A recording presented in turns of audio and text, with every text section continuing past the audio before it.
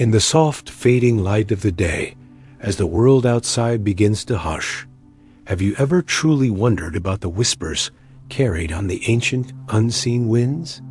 The very first stories ever told, not by human voice, but by the slow, deliberate unfolding of existence itself. Tonight, my friend, we will embark on a journey, not merely through the corridors of time, but through the deep, cosmic cradle of being, a place where all began.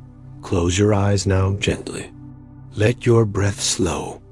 Feel it ease in and out, a gentle rhythm against the quiet of your room. Allow your mind to drift, to become unbound from the edges of your everyday. We are going to explore the quietest of beginnings, the very first, almost imperceptible stirrings in an endless, formless dark. Chapter 1. The Whispers of Nothingness Can. You truly deeply, within the quiet sanctuary of your own thoughts, imagine nothing? Try to picture it. Not an empty room, though that is a start. Not a silent forest at twilight, though the stillness there holds a hint. But imagine something far more profound. Pure, absolute void. A space utterly devoid of light, of sound, of substance, of time itself. For in the very beginning, before even the faintest glimmer of a star, before the concept of before even had meaning, there was only chaos. Think of it as a vast, echoing emptiness, an infinite expanse that absorbed every potential and every possibility within its boundless, silent depths. There was a profound stillness, a pre-existence where no form had yet taken shape, no energy had yet begun to hum. It was the ultimate quietude, a primordial canvas stretching endlessly, waiting for the first brushstroke. As you lie there, feeling the gentle weight of your blankets, let your imagination carry you to this unimaginable space. Picture yourself floating there, utterly weightless, adrift in an infinite, velvety blackness. There is no up, no down, no forward, no back. There are no sounds to hear, no colors to perceive, no sense to decipher. Only the profound, comforting embrace of pure potential. And within this deep, silent calm, there is perhaps, if you listen closely enough with your innermost being, a gentle, almost imperceptible hum. It is the hum of creation yet to awaken, the softest tremor of possibility in the heart of the void. Then, from this boundless expanse, a subtle shift, a quiet stirring began. It was not a sudden burst of light, not a violent explosion, but a slow, almost tender unfolding of awareness. Imagine the softest ripple spreading across a perfectly still pool, so delicate, so gentle, it barely disturbs the surface tension. It is a change so subtle that if you are not truly listening, truly feeling, you might miss it entirely. First, from the very essence of chaos, Gaia, the earth, began to form. Not as solid ground as we know it, not yet mountains or valleys, but as a grounding presence, a fundamental solidity emerging from the soft, ethereal mists of nothingness. Feel her presence beneath you now, a gentle, nurturing foundation, a quiet strength that grounds the universe. She is the first whisper of form, the initial promise of substance in the boundless void. Her emergence was a slow, deliberate act, like the quiet growth of a deep root, expanding, solidifying, providing the first anchor in the boundless drift. She became the very essence of stability, a silent, unwavering heart in the nascent cosmos. And then, as Gaia began to define herself, Tartarus also emerged. He was the deep, dark abyss, a silent promise of what lay beneath, a profound depth that held its secrets close within its shadowy embrace. He was not merely a chasm, but an entity of immense power and mystery, a space of containment, of primordial darkness that stretched endlessly downwards, a counterpoint to Gaia's embracing surface. You can almost feel the quiet immensity of Tartarus, a profound void within the void, holding a silent promise of future secrets and ancient power. His presence spoke of depths untold, of a silent, waiting chamber that would one day hold the echoes of forgotten ages and woven through this nascent fabric.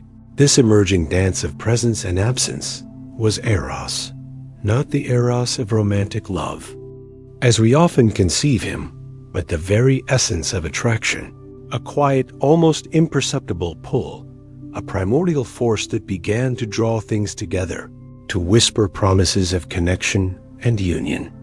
He was the gentle current in the cosmic ocean, subtly influencing the forming elements, nudging them towards interaction, towards the possibility of creation.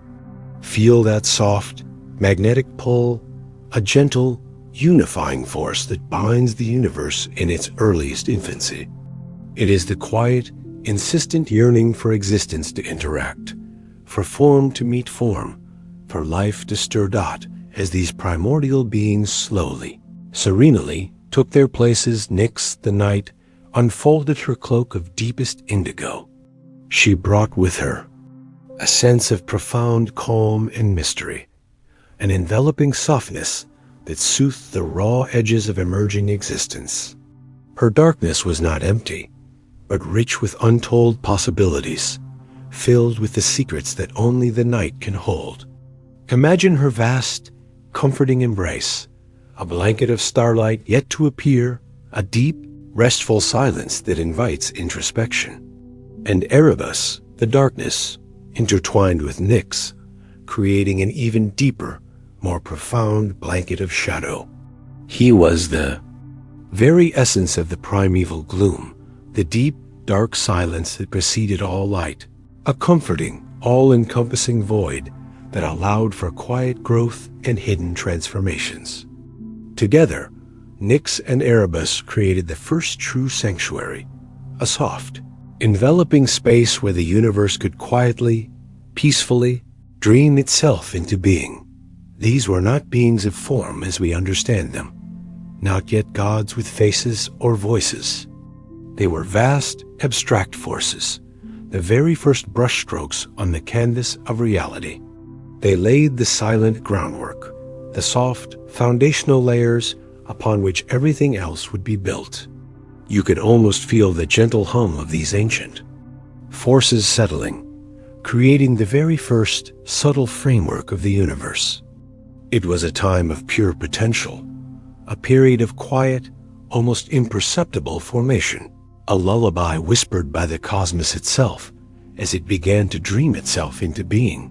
Each whisper of emergence, each subtle shift in the void, was a profound act.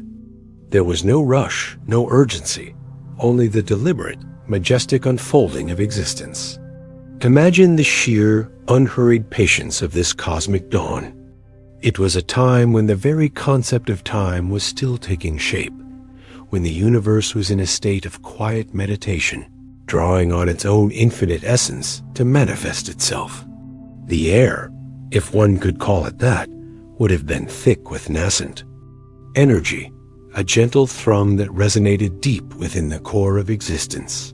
Feel that subtle vibration now, a resonance that stretches back to the very first moments of everything.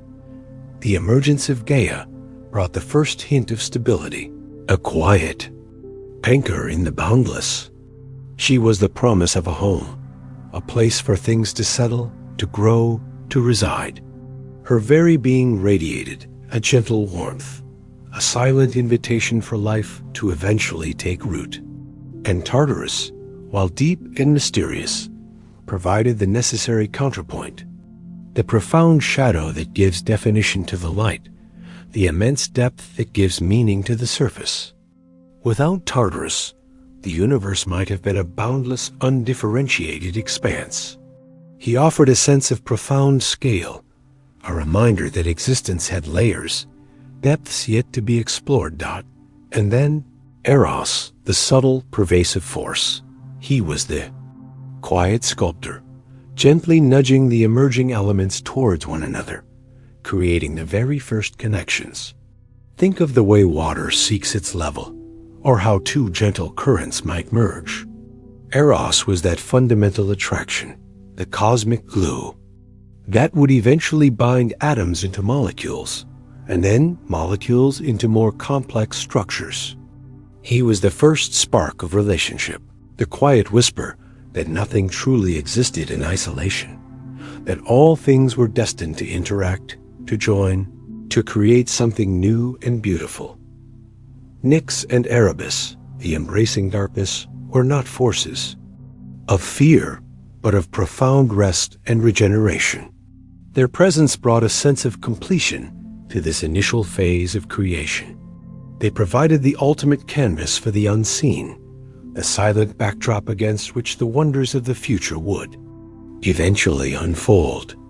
Imagine the deep, dark comfort of their presence, an infinitely vast, soft shroud that held the nascent universe in a state of tranquil slumber, preparing it for the awakenings to come.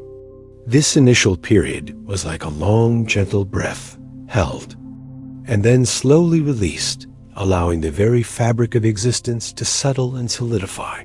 You are here, floating gently, experiencing this profound calm, this deep, ancient stillness. The universe is just beginning to hum with the softest of energies, a vibration that permeates your very being. There is nothing to fear, only to feel, to absorb, to allow the vastness of these origins to wash over you. Drift with me now deeper into this ancient calm as we feel the universe slowly, gracefully take its first, soft, magnificent breaths, preparing for the next, equally gentle, phase of its incredible story. Chapter 2. The sky's embrace and Gaia's womb as the primordial forces of chaos, Gaia, Tartarus, Eros, Nyx, and Erebus settled into their cosmic ballet. A new dawn, or perhaps more accurately, a new unfolding began. From the vast, embracing form of Gaia, the earth, emerged a being of immense beauty and power. Uranus, the sky. Imagine him now, stretching above you, an infinite expanse of starlight and deep, cosmic blue. He was not just a dome, but a conscious entity, the boundless heavens themselves, reaching down to meet the nurturing essence of Gaia. Feel the gentle, almost imperceptible touch of the sky on the earth, a soft, intimate connection that gave Earth to the next great chapter of existence. Their union was a magnificent, silent embrace. Gaia, the fertile earth, yearned for the touch of the vast sky, and Uranus, in turn, showered her with his celestial essence. This was a time of immense, quiet fertility, and from this profound union, their children began to emerge, beings of colossal power and scale, reflecting the raw, untamed forces of the burgeoning cosmos. First among them, grand and imposing, were the Titans. 12 in number, 6 towering sons and 6 majestic daughters. They embodied the fundamental aspects of the universe, each a force of nature given a divine form. Can you sense their immense presence now? Like ancient mountains that touch the clouds or vast, swirling oceans that stretch beyond the horizon. They were not merely physical beings, but the very personification of cosmic power. There was Oceanus, a vast, encircling river that flowed around the entire world, the boundless ocean from which all waters sprang. Imagine his gentle, ceaseless murmur, the rhythmic ebb and flow that cradles the very edges of existence. And his sister Theseus, the embodiment of fresh water, a nurturing source of life-giving springs and rivers. Feel the cool, refreshing touch of her essence, flowing through the hidden veins of the nascent world. Then came Kus, the titan of intellect and inquiry, the silent questioner of the universe, whose mind encompassed the mysteries of the stars. And Phoebe, his luminous counterpart, the titaness of prophecy and shining intellect, a quiet beacon of understanding in the unfolding cosmos. Sense their calm, contemplative presence. The first whispers of knowledge in the grand scheme. Hyperion, the radiant titan of light and the sun, whose very being glowed with a profound, gentle warmth, illuminating the silent corners of the world. Imagine his soft, golden luminescence, a comforting glow that chases away the deepest shadows. And Gaia, his resplendent sister, the titaness of sight and glittering brilliance, who bestowed upon the world the ability to perceive and appreciate its own growing splendor. Feel the gentle awakening of your own senses, a gift from their quiet presence. Next, Crius, the titan of heavenly constellations, whose form was as vast as the night sky itself, holding the stars in their silent, unchanging patterns.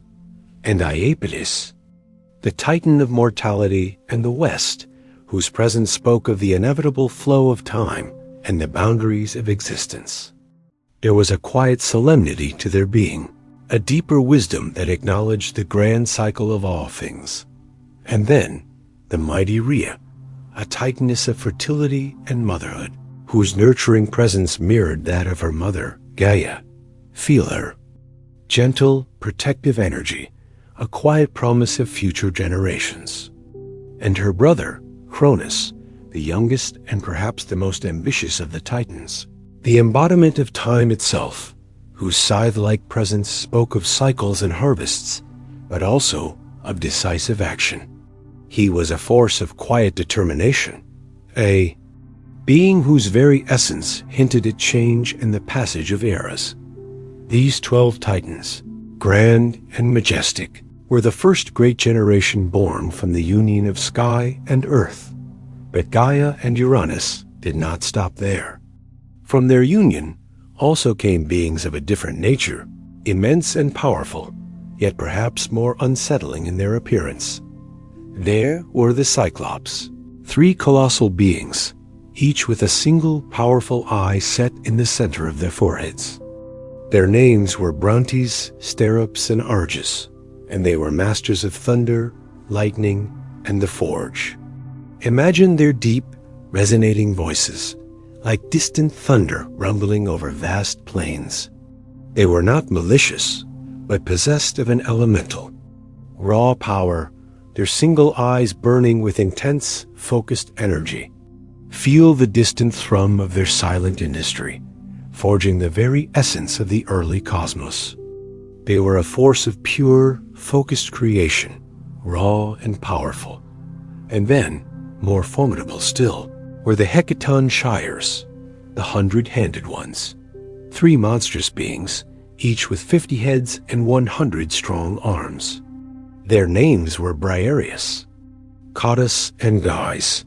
Their forms were so immense, their power so vast, that they caused the very fabric of the young universe to tremble with their movement. Imagine the quiet, subtle tremor that would ripple through the cosmic silence as they stirred. They were beings of overwhelming might, embodying the untamed, primordial power of the cosmos, a force that could both create and devastate. Their presence was a profound, almost overwhelming reminder of the raw, untamed power that still thrummed at the heart of existence. Now, as you can imagine, Uranus, the vast sky, looking down upon the world he had helped create, felt a growing disquiet. He was immense, boundless, but he also harbored a deep, unsettling fear. He looked upon his children, particularly the Cyclops and the Hecaton Shires, and saw not just power, but a potential threat to his own boundless reign.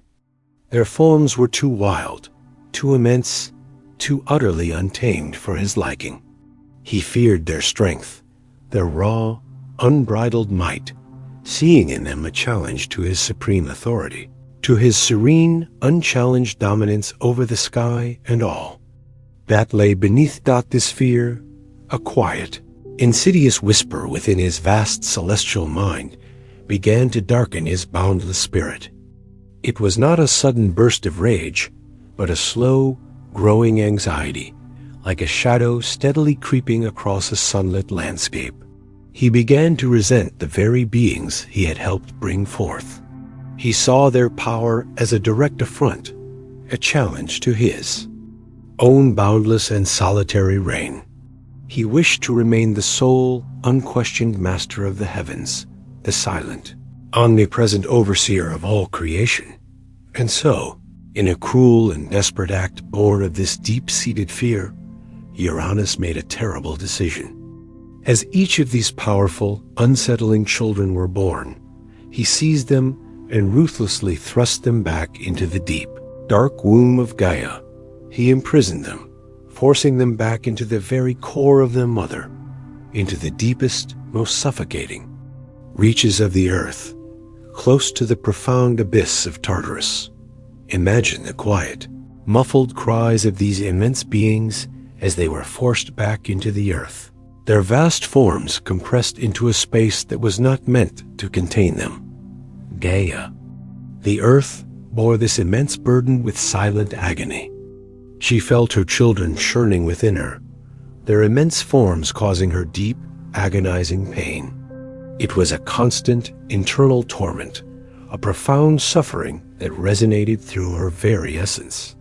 Each groan from within her depths was a silent scream, a testament to the cruelty of her consort. Her boundless heart ached, for she loved all her children equally, seeing their power not as a threat, but as a magnificent continuation of the cosmic dance. But Uranus, in his fear, remained, unyielding, a silent, vast, and cruel presence above. His boundless form continued to stretch across the heavens, seemingly serene, yet within his vastness, a darkness had taken root, a chilling indifference to the suffering of his own offspring and his beloved consort. This act of profound imprisonment, this silent cruelty, began to fester within Gaia. Her love for her imprisoned children, coupled with the agonizing pain of their containment within her very being, began to transform her gentle, nurturing essence into a quiet, simmering resentment. The earth, once a place of pure fertility and harmony, now held within its depths a profound sorrow, a silent rage that grew with each passing cosmic moment. Feel the subtle shift in the cosmic atmosphere, the gentle calm of the early universe, now tinged with a faint, almost imperceptible sense of injustice, a quiet disquiet that settled over the primordial landscape. The silence of the void was no longer purely peaceful, but held within it the muffled echoes of imprisoned power, the quiet suffering of a mother bearing an unbearable burden. This was the silent seed of rebellion, sown not with fury, but with deep, abiding pain and a yearning for liberation. The stage was being set, not with thunder and lightning yet, but with the quiet, persistent pulse of an injured mother's heart and the silent, growing ambition of her youngest, most calculating son, Cronus. We are drifting now into the quiet, anticipation of what is to come, as the universe holds its breath, listening for the first stirrings of change. Chapter 3. The Scythe of Time and the Golden Dawn the Universe. Once a symphony of quiet creation, now resonated with a subtle, pervasive sorrow. Gaia, the vast earth, groaned not from her own immense weight, but from the unbearable agony of her imprisoned children churning deep within her sacred womb. Imagine the quiet, muffled cries echoing through the very core of our world, a constant reminder of the injustice perpetrated by the very sky above her. Her boundless love for her offspring, coupled with the relentless pain of their confinement, began to transform her nurturing essence. The gentle, fertile earth, once a haven of pure harmony, now held within its depths a profound simmering resentment, a quiet rage that grew with each passing cosmic moment, like a deep, persistent ache that refused to fade. She endured this torment for what felt like an eternity, the silence suffering a heavy cloak upon her vast form. But even the earth, boundless and patient, has its limits. Her maternal heart, so full of love, hardened with a quiet, burning desire for liberation, for justice for her beloved, wronged children. Her ancient mind, as vast as continents, began to stir with thoughts of retaliation, of a way to free her powerful, suffering offspring from their cruel confinement. In her immense pain and silent fury, Gaia called upon her children, whispering to them from the depths of her being, her voice a low, resonant hum that vibrated through the very bedrock of existence. But it was to her youngest son, Cronus, the Titan of time, that she spoke most directly, his ambition and cunning already a quiet glimmer in his watchful eyes. He was the one who listened most intently, his essence already attuned to the rhythm of change and the inevitable passage of eras. Cronus, unlike his elder siblings, harbored a calculating mind, a quiet strength that belied his often serene demeanor. He felt the muffled groans of his monstrous brothers within Gaia's depths, the constant tremor that rippled through his mother's form, and he saw an opportunity. He listened as Gaia recounted Uranus's cruelty, his boundless fear, and her unbearable suffering. Her plea for vengeance, for liberation, resonated deeply within him, sparking a silent, determined resolve. "My son," Gaia's voice whispered, a profound tremor in the very fabric of the young world, "will you not help your suffering brothers? Will you not free me from this torment inflicted by your father, Uranus?" Cronus, ever thoughtful, ever calculating, knew what must be done. He accepted the monumental task. From the very essence of Gaia, she fashioned a weapon, a mighty adamantine scythe. Feel its cold, sharp edge in your mind's eye, a tool not of war, but of definitive change, forged from the deepest, hardest substance of the primeval earth. This scythe was not merely a weapon. It was a symbol of fate, of the inevitable cutting away of the old to make way for the new. A plan was quietly, subtly, conceived between mother and son. As night, born of Nyx and Erebus, unfolded its comforting, encompassing darkness over the nascent world, Uranus, the boundless sky, would descend to embrace Gaia once more. This was his nightly ritual, a quiet return to the source of his vastness, a reaffirmation of his dominion. He would stretch his infinite form over her, unaware of the quiet, resolute purpose that now resided within her. Imagine the profound stillness of that cosmic night, the heavy silence broken only by the soft, almost imperceptible breathing of the universe. Uranus, in his boundless arrogance, his serene confidence in his unchallenged reign, descended. He settled upon Gaia, his vast, star-strewn form enveloping her, unaware of the quiet, unyielding resolve that awaited him. And in that moment, as Uranus lay vulnerable, Cronus, hidden in the deep shadows, emerged. With a silent, decisive swiftness that belied his calm demeanor, he wielded the adamantine scythe. There was no thunder, no great cry, only the quiet, profound act of severing. With one clean, deliberate stroke, Cronus castrated his father, Uranus, ending his tyrannical reign, cutting him away from Gaia, and thus from his undisputed control over the cosmos. Feel the subtle shockwave that rippled through the primordial ether, not a violent tremor, but a profound, fundamental shift in the cosmic order. The boundless, oppressive presence of Uranus receded, no longer a heavy weight upon the earth. His boundless essence, mingled with the primordial elements, drifted away, dissolving into the vastness of the cosmos. But the act was not without its own profound consequences, for from the mingled blood and essence of Uranus, as it fell upon Gaia and into the deep, churning sea, new life and new forces began to stir.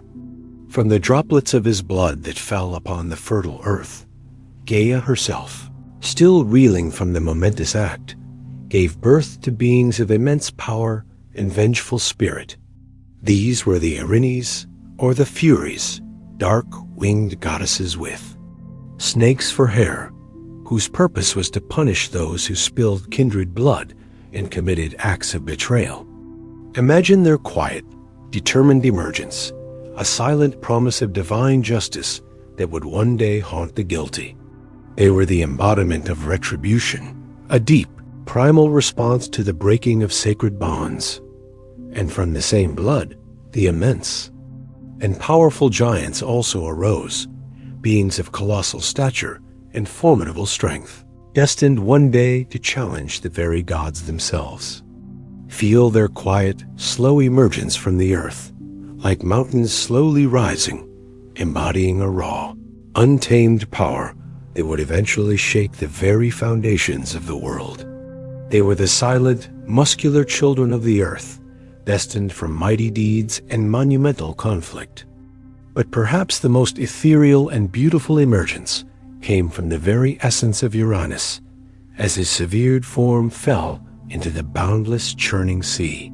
From the pristine, frothing foam that gathered on the waves, Aphrodite, the goddess of love, beauty, and pleasure, was born. She rose from the sea, fully formed, radiant, and serene, a breathtaking vision of pure aesthetic grace. Imagine her quiet, gentle ascent from the waves, a silent testament to the enduring power of creation, even from an act of violence. She was a paradox, a whisper of profound beauty born from an act of profound severance, a reminder that even in endings, new, unexpected beginnings can bloom. With Uranus's reign ended, Cronus now ascended to the supreme power among the Titans. This marked the dawn of the Golden Age, a time of unprecedented peace and prosperity for the early world. Imagine a time when the earth spontaneously yielded, its fruits in abundance, when there was no need for toil or struggle. The climate was eternally mild, the rivers flowed with milk and honey, and the trees bore their bounty effortlessly. People, if they existed in any defined form at this point, lived in perfect harmony with nature, their days filled with quiet contentment and effortless sustenance. Under Cronus's rule, the universe settled into a rhythm of serene productivity. He ruled alongside his powerful sister wife, Rhea, whose nurturing essence provided a soft counterpoint to his calculating nature. The other Titans took their places, overseeing their domains, and a sense of calm order descended upon the cosmos. It was a period of blissful innocence, a gentle, almost dreamlike existence where suffering and strife were unknown. The very air you breathe now feels lighter, infused with this ancient, golden calm, a time when life flowed with effortless grace. However, even in this idyllic age, the echoes of the past, the whispers of fate, began to stir in Cronus's mind. He, who had usurped his father's throne, now harbored a fear remarkably similar to Uranus's own. He remembered the prophecy whispered to Uranus by Gaia and Nyx, that he too was destined to be overthrown by one of his own children. This quiet, insidious thought began to gnaw at his serenity, casting a subtle shadow over his golden reign. His fear grew, quiet and persistent, like a slow-burning ember in the heart of a vast forest. It was a fear that overshadowed even the abundant blessings of the Golden Age. He was determined not to suffer the same fate as his father. He would not allow any of his offspring to grow powerful enough to challenge him. And so, in a chilling echo of Uranus's cruelty, Cronus devised his own desperate, silent solution. As each of his and Rhea's children were born each a powerful divine, being destined to become an Olympian god, he performed a horrifying act. Immediately upon their birth, he swallowed them whole. Imagine the silent horror of Rhea, her mother's, heartbreaking anew with each child consumed, swallowed into the vast, dark gullet of her husband. First went Hestia, the quiet goddess of the hearth and home. then Demeter, the nurturing goddess of the harvest. Next, Hera, the future queen of the gods, followed by Hades, the future lord of the underworld, and Poseidon, the future ruler of the seas. Each was swallowed, one by one, into the immense, dark void of Cronus' stomach, a silent prison mirroring the one his father had created. Rhea watched, her heart a silent tempest of grief and despair. Each birth was followed by the chilling act of consumption, a profound violation of the natural order, a cruel twist of fate that mirrored the very act that had brought Cronus to power. Her tears, unwept aloud, flowed like silent rivers within her, nurturing a growing desperation, a quiet resolve to save at least one of her precious offspring from this terrible, repetitive doom. The Golden Age, though outwardly serene, now held within its heart a profound, hidden tragedy, a mother's silent anguish, and a tyrant's growing fear. We drift now, with Rhea, into the quiet depths of her despair, sensing the subtle stirrings of her desperate plan. Chapter 4. The Stone and the Secret Child, the silent anguish of Rhea, became an almost tangible presence in the cosmic air. Imagine the profound sorrow of a mother, forced to witness the repeated devouring of her own children by the very being she was bound to. Each time Cronus swallowed one of their divine offspring, a piece of Rhea's vast, nurturing heart shattered, echoing through the peaceful, yet now profoundly tragic, Golden Age. Her tears, unwept aloud, flowed like silent rivers within her, nurturing a growing desperation, a quiet resolve that began to harden into a fierce determination. She could not bear to lose another. The thought of her next child, suffering the same dark fate, spurred her to action doubt. She knew she could not confront Cronus directly. His power was immense, his resolve hardened by fear. So, in her silent agony, Rhea turned to the deepest wisdom of the cosmos, seeking solace and counsel from her own mother, Gaia, the ancient earth. She poured out her grief, her fear, her desperate hope to the vast, nurturing entity from whom all life sprang. Gaia, still bearing the quiet pain of her own imprisoned children and the trauma inflicted by Uranus, understood Rhea's torment perfectly. She resonated with her daughter's sorrow, her silent empathy a comforting balm in Rhea's desperate hour. Together, the ancient earth and the sorrowful mother wove a quiet, cunning plan, a deception born of love and necessity. It was a plan that relied on the very fear that consumed Cronus, his obsessive dread of being overthrown by his own progeny. When the time came for her next birth, Rhea journeyed to the deep, secluded island of Crete, a place nestled amidst the gentle waves of the primordial sea, its mountains ancient and quiet, its caves hidden and profound.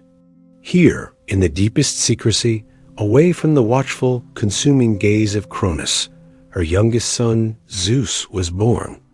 Imagine the profound relief, the quiet joy that bloomed in Rhea's heart as she held this precious, tiny god, a flicker of hope in her desolate existence.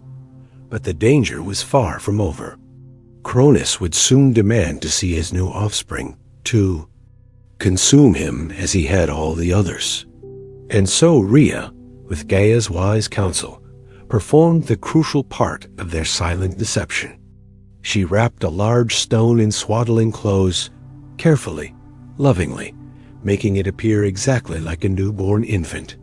Feel the subtle tension in this moment, the quiet desperation woven into every fold of the fabric, every soft whisper of hope.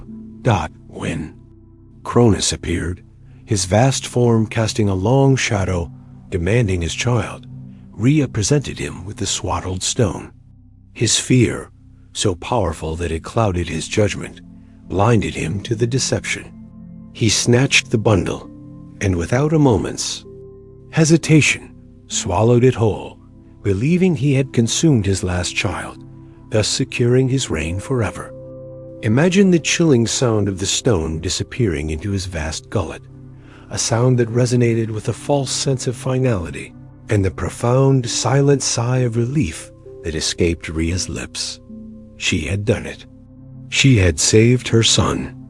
Cronus appeased, believing his destiny averted. Rhea could now turn her attention to the most crucial task, raising Zeus in absolute secrecy, protecting him from his all-consuming father. She entrusted the infant Zeus to the care of various beings on Crete, each chosen for their loyalty and their ability to maintain absolute silence. One of the most gentle and devoted caretakers was the nymph Amalthea, who nurtured Zeus with the milk of a sacred goat. Imagine the tender scene, the tiny, powerful god suckling from the gentle animal, his young life sustained by the pure essence of nature. The sound of his soft breathing, the quiet rhythm of his feeding, these were the secret lullabies of his infancy. To ensure his cries, which even as a baby possessed immense power, would not reach the ears of Cronus. The Curetes, a group of ancient warlike spirits, stood guard. They danced around the infant Zeus, clashing their spears against their shields in a thunderous rhythm. Feel the deep, rhythmic beat, a powerful, comforting sound that masked the vulnerable cries of the future king of the gods. This constant, resonant drumming became the soundtrack of Zeus's early childhood, a protective shield of sound against the vast silence of Cronus's world. Zeus grew up in the hidden caves of Crete, strong and vibrant, unaware of his true parentage or the terrible fate that awaited his siblings. He absorbed the raw, untamed power of the earth beneath him, the vastness of the sky above, and the secret knowledge whispered by his guardians. He was nurtured by nature, protected by noise, and raised with a quiet sense of destiny, though its true shape remained veiled from him for many years. As Zeus reached the cusp of adulthood, his power blossomed. He was no longer a vulnerable infant, but a mighty young god, his strength a potent force ready to be unleashed. It was then that Rhea, his mother, knowing the time was ripe, finally revealed the truth to him. She spoke of his divine heritage, of Cronus's tyrannical reign, and of the horrific fate of his elder siblings, trapped in the dark abyss of their father's stomach.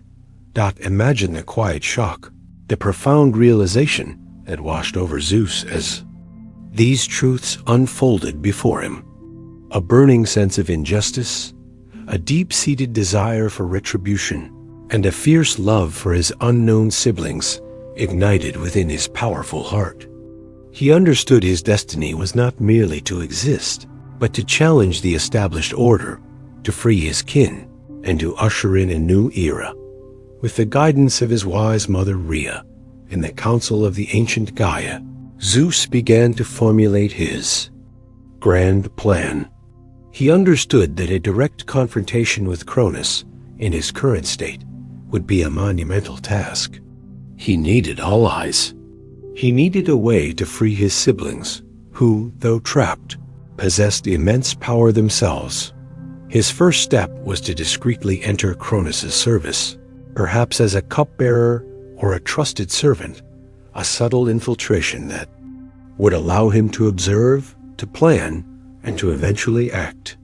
He needed to be close to his father, to understand his weaknesses, to find the opportune moment to strike. This was a quiet, dangerous game of patience and cunning. The time was nearing for a confrontation that would shake the very foundations of the cosmos. The universe, which had known the serenity of the Golden Age, was now on the precipice of a cataclysmic shift. The whispers of rebellion were growing louder, no longer confined to the secret caves of Crete, but stirring in the very fabric of existence. Zeus, with his burgeoning power and a newfound sense of purpose, began to gather his strength, preparing for the monumental task ahead. The memory of his swallowed siblings, their silent imprisonment, fueled his resolve. He envisioned a world free from fear, free from tyranny, a world where divine justice would finally prevail. The stage was slowly, deliberately being set for the greatest conflict the cosmos had yet known, the Titanomachy. The very air now holds a subtle tension, a quiet hum of impending change, as the young god, so long hidden, prepares to make his undeniable presence known. We are drifting now, with the quiet anticipation of the cosmos, towards the inevitable storm that will reshape the very heavens and earth. Chapter 5. The Unmaking of a Tyrant and the Dawn of War of the Cosmic Air, once filled with the gentle hum of the Golden Age, now thrummed with a subtle, growing tension. Zeus, nurtured in secret, now a mighty young god, felt the profound weight of his destiny settle upon his broad shoulders. His mother, Rhea, had entrusted him with a mission of immense importance, to free his swallowed siblings and to challenge the tyrannical reign of his father, Cronus. The memory of their silent imprisonment, their lives held captive in the dark abyss of Cronus's stomach, fueled a burning resolve within him. His initial plan was one of cunning, a silent infiltration into the very heart of Cronus's court. Zeus, disguising his true identity and immense power, managed to gain a position of trust, perhaps as a cupbearer, serving the very Titan who had devoured his kin. Imagine him moving quietly through the grand halls of Cronus's celestial palace, his eyes observant, his mind constantly calculating, waiting for the opportune moment. Each pour of nectar, each offering of ambrosia, was a step closer to his ultimate goal. During this period of quiet observation, Zeus sought further counsel. Some whispers of the ancient earth tell us he found an ally in Metis, the wise Titaness, of cunning and good counsel. Others say it was Gaia herself, or even his nurturing mother Rhea, who provided the crucial knowledge. Regardless of the source, a powerful secret was revealed to him, a special emetic potion. This potion, when administered to Cronus, would force him to regurgitate everything he had swallowed, including, most importantly, his divine children.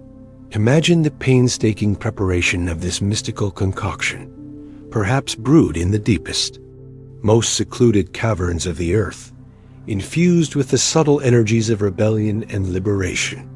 The potion was not violent or destructive, but rather a profound catalyst designed to reverse a monstrous act. It was a potent mixture, quiet in its appearance, yet mighty in its purpose. Finally, the moment arrived. With a subtle, almost imperceptible hand, Zeus mixed the powerful emetic into Cronus's drink. Cronus, unsuspecting, consumed the potion, his fear of prophecy blinding him to the treachery in his own cup. The effect was not immediate, but when it began, it was a profound internal upheaval. Cronus, the devourer of his own children, began to feel an immense, uncontrollable sickness. His vast form was racked with tremors, the golden calm of his age shattered by this profound physical distress. And then, one by one, he began to regurgitate his swallowed offspring. First emerged Hestia, the quiet goddess of the hearth, perhaps still imbued with the warmth of the fires she would one day tend. Imagine her gentle re-emergence, a soft light in the cosmic gloom. Then came Demeter, the nurturing goddess of the harvest, stretching her limbs, ready to bring forth life from the earth once more. Next, Hera, the majestic future queen of the gods, her eyes perhaps still wide with the shock of her confinement, but filled with a growing sense of purpose. Following her was Hades, the future lord of the underworld, emerging from the darkness, his gaze deep and profound. And finally, Poseidon, the future ruler of the seas, perhaps still trailing the salty essence of the primordial ocean from which his father had arisen. Imagine their silent, profound astonishment as they found themselves free, blinking in the light of the cosmic day after ages spent in the dark, suffocating confines of their father's stomach. They were fully grown, powerful divine beings, their imprisonment having only intensified their inherent strength and wisdom. Their gratitude to Zeus, their younger brother who had dared to challenge their father and free them, was immediate and immense. A profound bond of kinship, forged in shared oppression and liberation, instantly connected them. They recognized his courage, his cunning, and his burgeoning power. In that moment, a new alliance was formed, a powerful, unspoken pact that would reshape the very cosmos. These were the first of the Olympians, born from the very heart of the tyrannical Golden Age, destined to rule from the heights of Mount Olympus. But the struggle was far from over. Cronus, now weakened and enraged, his pride wounded by the deception, and the loss of his power, was still a formidable foe. Zeus knew that to truly establish a new order, to ensure the Titans could never again impose such tyranny, a greater force was needed. He needed more powerful allies. And so Zeus, guided by the wisdom of Gaia, journeyed to the deepest, darkest realm of existence, Tartarus. This profound abyss, which had swallowed the Cyclops and Hecaton shires at the hands of Uranus, was a place of immense primordial power. Imagine the crushing darkness, the oppressive silence of this deepest chasm, the very air thick with the weight of ancient confinement. With a profound sense of purpose, Zeus descended into this forgotten prison. There, he found his mighty uncles, Orontes, Sterops, and Argus, the Cyclops with their single, blazing eyes, and Briareus, Cottus, and Guys, the Hecaton shires with their 50 heads and 100 strong arms. They had been imprisoned for eons, their immense power dormant but not extinguished. Zeus, with his newfound authority and persuasive power, released them from their torment. Imagine the slow, majestic emergence of these colossal beings from the depths of Tartarus, their forms stretching, their power surging back to life after so long. Their gratitude to Zeus was boundless, a fierce and loyal devotion to the one who had freed them from such profound suffering. As a token of their immense gratitude, and to aid in the impending war, the Cyclops, master craftsmen of the forge, set about creating magnificent weapons, each imbued with immense, divine power. Imagine the silent flash of their single eyes, the deep clang of their hammers resonating through the primordial void as they worked. For Zeus, they forged the mighty thunderbolts, bolts of pure, raw lightning, crackling with devastating power. Feel the subtle energy of them, the promise of cosmic fury held within their silent form. For Poseidon, they crafted the formidable Trident, a three-pronged spear that could shake the very earth and command the boundless seas. Imagine the rhythmic surge of the oceans, a quiet whisper of its immense power. And for Hades, they created the helm of invisibility, a cap that would render its wearer unseen, allowing him to move through the shadows, a master of stealth and unseen power. Sense the quiet disappearance, the profound mystery of its potential. Armed with these incredible weapons and bolstered by the immense, unwavering might of the Cyclops and Hecaton shires, the newly formed Olympian alliance was ready. The stage was set for the greatest conflict the cosmos had yet witnessed. The Titanomachy was not a sudden, singular battle, but a colossal decade-long war that would shake the very foundations of existence.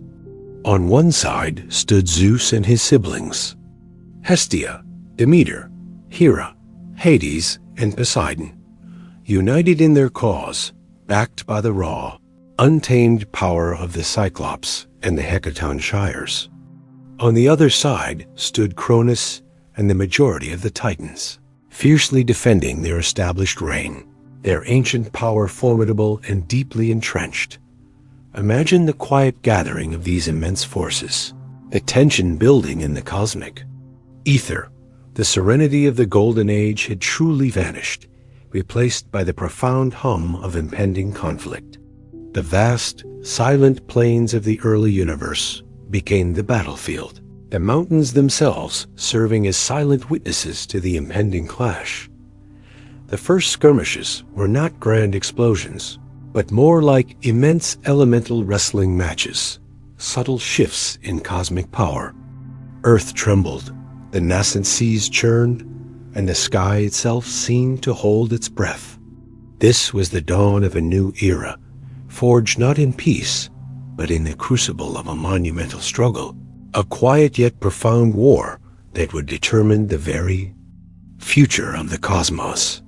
We are drifting now into the deep, resonant echoes of this initial clash, feeling the subtle vibrations of power as the Titans and Olympians prepare for the long, silent struggle ahead. Chapter 6. The Great War of the Cosmos. The subtle tension that had permeated the cosmic air now erupted into a full, resonant roar, though it was a roar felt more in the deepest currents of existence than heard with any mortal ear. The titanomagy had begun. This was no fleeting skirmish, no brief clash of wills, but a colossal, decade-long war that would shake the very foundations of the cosmos, echoing through the boundless void for eons to come. Imagine the sheer, immense scale of this conflict, a struggle so vast it encompassed the nascent heavens and the profound depths of the earth. On one side stood the mighty Olympians, led by the determined Zeus, his resolve burning with a quiet intensity.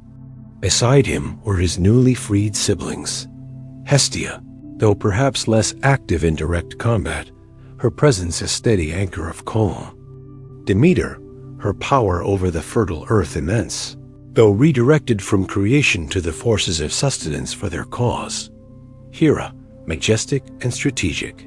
Hades, cloaked in his newfound helm of invisibility, moving like a shadow through the battlefield.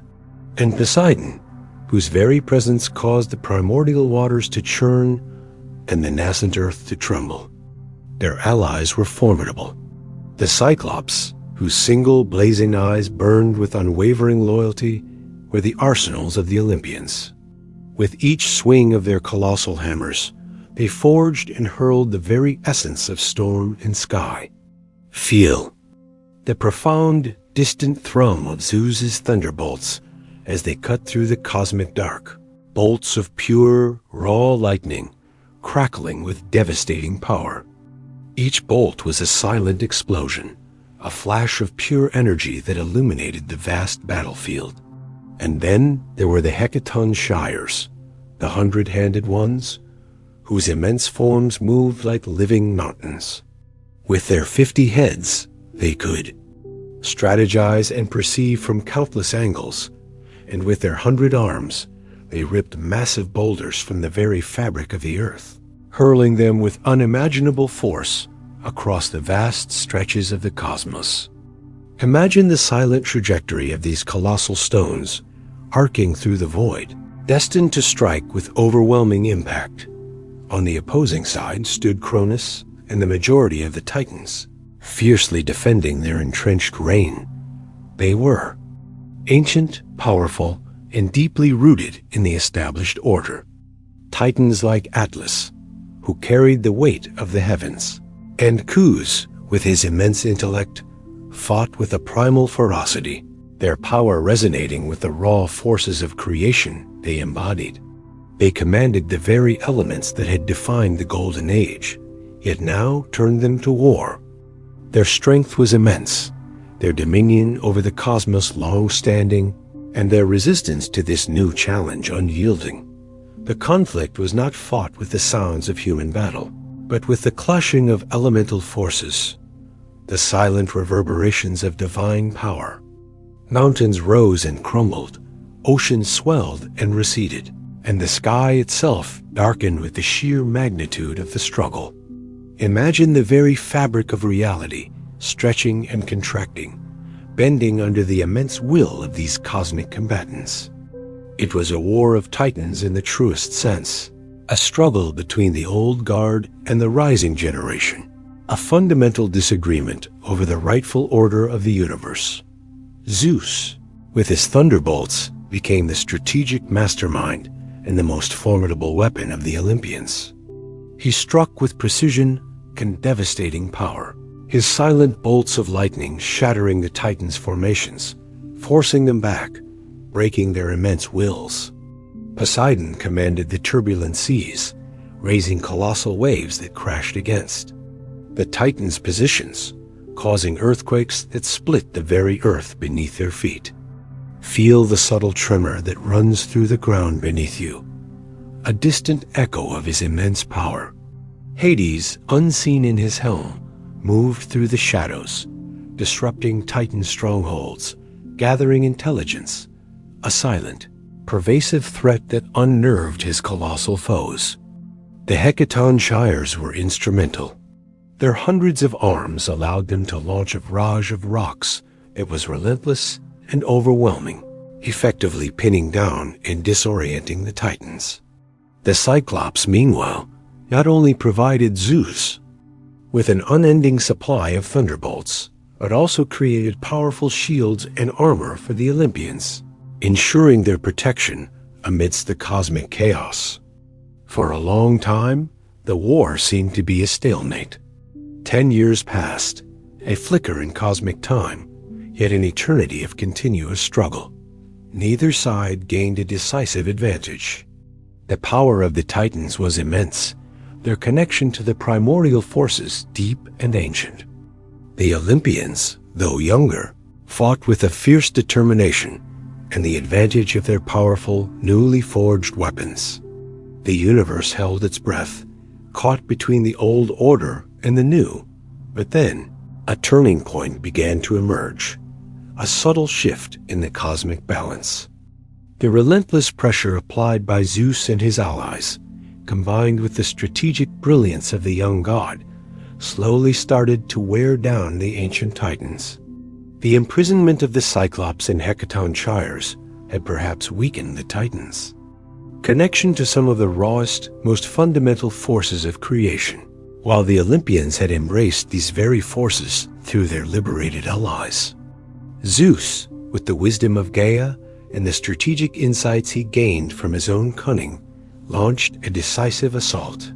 He rallied his forces, directing the full combined might of the Olympians, the Cyclops, and the Hecaton Shires in a final, overwhelming push.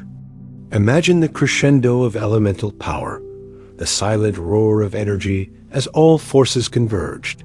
The thunderbolts of Zeus became a constant, blinding storm, tearing through the heavens, striking down the most formidable Titans.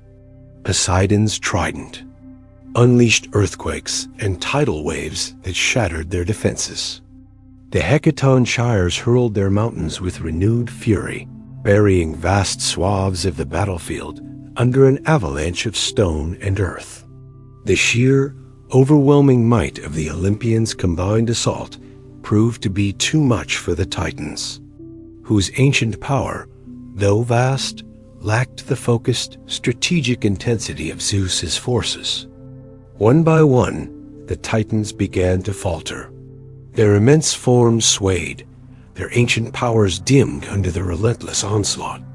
Even Cronus, despite his immense strength and his control over time, could not withstand the focused fury of his liberated children and their formidable allies. He, who had swallowed his offspring to prevent his downfall, was now overwhelmed by the very beings he had sought to contain. Finally, with a decisive, cosmic blow, the Olympians achieved victory.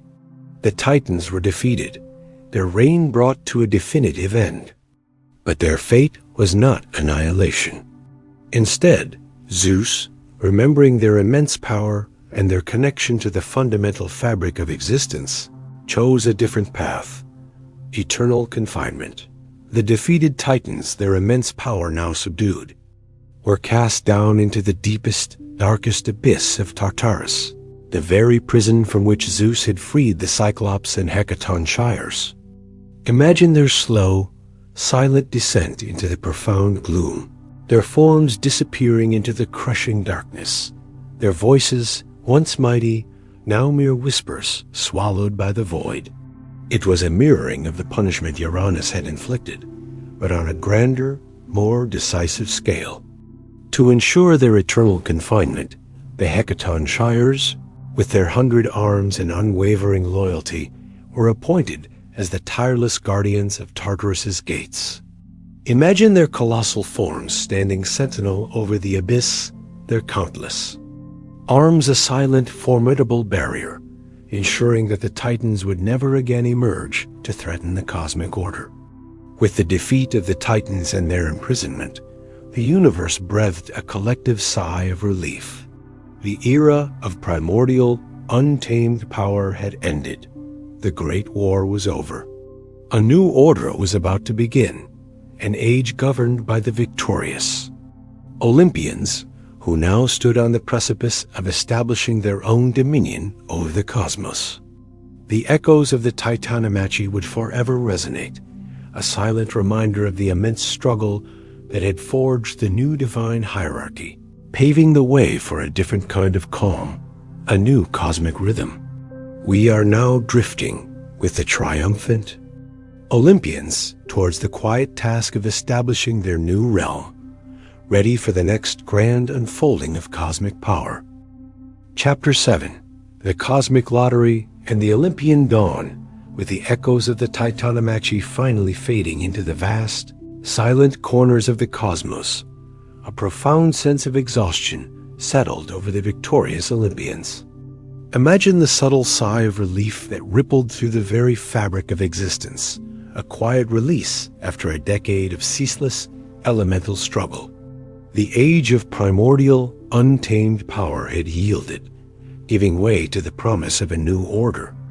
But with victory came the momentous task of establishing a new dominion, a way to govern the vast, newly reordered universe. The three most powerful among the liberated siblings Zeus, Poseidon, and Hades faced the immense challenge of dividing the cosmic realms among themselves. There was no elder right, no preordained hierarchy among them, only shared struggle and a collective desire for a stable, peaceful future. And so, in a moment of profound significance, they decided to cast lots, leaving their immense destinies to the quiet, impartial hand of fate. Imagine them now, standing in the vast, newly calm expanse of the cosmos, perhaps on a nascent mountain peak, or simply floating in the boundless ether. The drawing of lots was not a boisterous event, but a solemn, almost ritualistic act. Feel the silent tension. As each lot was chosen, determining the vast dominion each would command out by this sacred drawing, Zeus was granted the dominion of the sky and the ultimate kingship over all the gods. Imagine him now, ascending to the highest reaches of the heavens, his presence illuminating the vast expanse above. He became the cloud gatherer, the wielder of the thunderbolts, a supreme ruler whose quiet authority would permeate every corner of the sky and influence all that resided beneath it. His gaze, calm and far-reaching, would henceforth oversee the delicate balance of the cosmos. Feel the subtle energy of his presence above you, a reassuring, powerful force that maintains. Ordered out to Poseidon fell the boundless realm of the seas and all that flowed within them. Imagine the deep, rhythmic pulse of the oceans, now under his serene command, their vastness and power a reflection of his own majestic being. He became the earth shaker, capable of stirring the deepest currents and raising colossal waves with a mere thought. Feel the quiet ebb and flow of the waters, a comforting rhythm that speaks of his immense, yet gentle, dominion. He moved through his watery kingdom with a profound sense of belonging, a silent master of its every tide and depth dot, and to Hades, the most solemn of the three, fell the vast, mysterious domain of the underworld. Imagine him descending into the profound depths beneath the earth, a realm of eternal shadows and quiet stillness.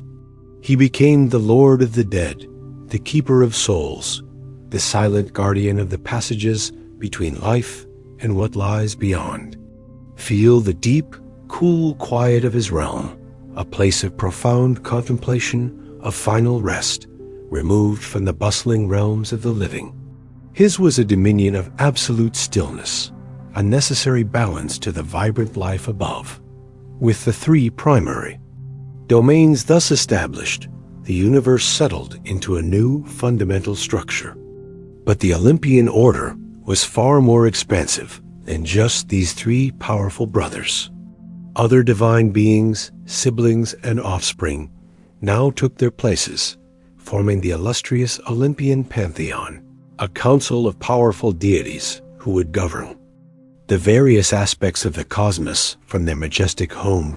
This home, now taking shape with ethereal grandeur, was Mount Olympus. Not merely a mountain of rock and earth, but a celestial dwelling, its peaks shrouded in clouds, its halls gleaming with divine light, invisible to mortal eyes unless revealed by the gods themselves. Imagine a place of profound serenity and majesty, a sanctuary where peace and order now reign supreme.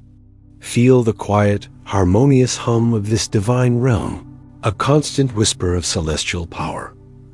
Among these new rulers was Hera, Zeus's majestic sister, and eventually his queen. She became the goddess of marriage and childbirth, a powerful and protective figure, her presence bringing a sense of dignified order and sacred union to the lives of gods and mortals alike. Imagine her regal bearing, a quiet symbol of commitment. And family, the meter, the nurturing goddess of agriculture and the harvest, now ensured the fertile growth of crops, providing sustenance to the nascent mortal world. Feel the gentle warmth of the sun on growing fields, the quiet rustle of ripening grain, a silent testament to her enduring benevolence. Hestia, the quietest and perhaps the most beloved of the elder sisters, chose to remain forever a virgin, tending to the sacred flame of the hearth on Mount Olympus. She became the goddess of the hearth and home, the very embodiment of warmth, family, and sanctuary. Imagine the soft, flickering glow of her eternal flame, a comforting beacon of stability. In the heart of the divine realm, her presence offered a profound sense of belonging, a quiet core of peace. Then came the younger generation, born from the unions of Zeus and other goddesses, each embodying vital aspects of the emerging world. There was Athena, who sprang fully, formed and armored from Zeus's head after he swallowed Metis, the titaness of cunning and wisdom. She became the goddess of wisdom, strategic warfare, and crafts, a formidable yet thoughtful presence. Her intelligence as sharp and clear as the silent blade of a spear. Imagine her calm, insightful gaze, a quiet embodiment of intellect, and reasoned action. Apollo, the radiant god of music, poetry, light, healing, and prophecy, whose presence brought harmony and enlightenment. Feel the gentle, soothing melodies of his lyre, a quiet resonance that calms the soul and inspires creativity. And his twin sister, Artemis, the fierce and independent goddess of the hunt, wild animals, and the wilderness, forever roaming the untouched forests with her bow. Imagine her quiet, agile movements through silent woods, a solitary guardian of nature's untouched beauty. Aphrodite, born from the sea foam of Uranus's essence, now took a rightful place as the goddess of love, beauty, and desire. Her presence brought an undeniable allure, a subtle charm that captivated all who beheld her. Feel the gentle pull of attraction, the soft warmth of affection, a silent, pervasive force that weaves through all living things. Hermes, the swift messenger of the gods, with winged sandals that carried him across the sky and between realms. He was also the god of travelers, trade, and cunning, a clever and agile presence, always moving with silent purpose. Imagine the faint, distant whisper of his passing, a subtle streak across the heavens. Ares, the god of war, a fierce and relentless force, embodying the raw, untamed passion of battle. His presence was a reminder that even in an age of order, the capacity for conflict remained, a silent, powerful undercurrent. And Hephaestus, the lame but incredibly skilled god of blacksmiths, craftsmen, fire, and volcanoes, whose quiet industry, in his smoky forge, created wondrous objects for the gods. Imagine the gentle clanging of his hammer, a rhythmic sound of creation echoing through the depths of Olympus. Each of these Olympians, along with many others, took on their specific domains and responsibilities, weaving a complex and harmonious tapestry of divine governance. The universe, which had known the raw, untamed forces of the primordials, then the often harsh reign of the Titans, now entered a new phase of structured order. The establishment of Mount Olympus as their serene abode symbolized this profound shift. It was a place of radiant beauty, of divine feasts and thoughtful deliberations. No longer was cosmic power a chaotic clash, but a system of balanced responsibilities, a quiet, majestic rhythm of divine oversight. Imagine the universe now settling, breathing a collective, profound sigh. The war-torn cosmos slowly healed, the wounds inflicted by the Titanomachy gradually fading into the background.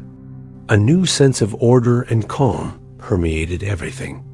The stars found their constant paths, the sun and moon their dependable cycles, and the earth began to bloom under the benevolent, if sometimes temperamental, guidance of these new rulers. Was the dawn of the age of the Olympians, a period marked by divine governance, intricate relationships, and the beginning of the gods' direct interaction with the nascent world of mortals. The wild, untamed forces of primordial creation had given way to a structured, if still immensely powerful, divine hierarchy. The universe was no longer merely existing. It was being actively shaped, governed, and watched over by a pantheon of powerful beings, their quiet presence a constant influence on the unfolding story of existence. We are drifting now into this new era of cosmic order, sensing the subtle hum of divine rule as the gods begin to weave their intricate destinies with the world they now oversee.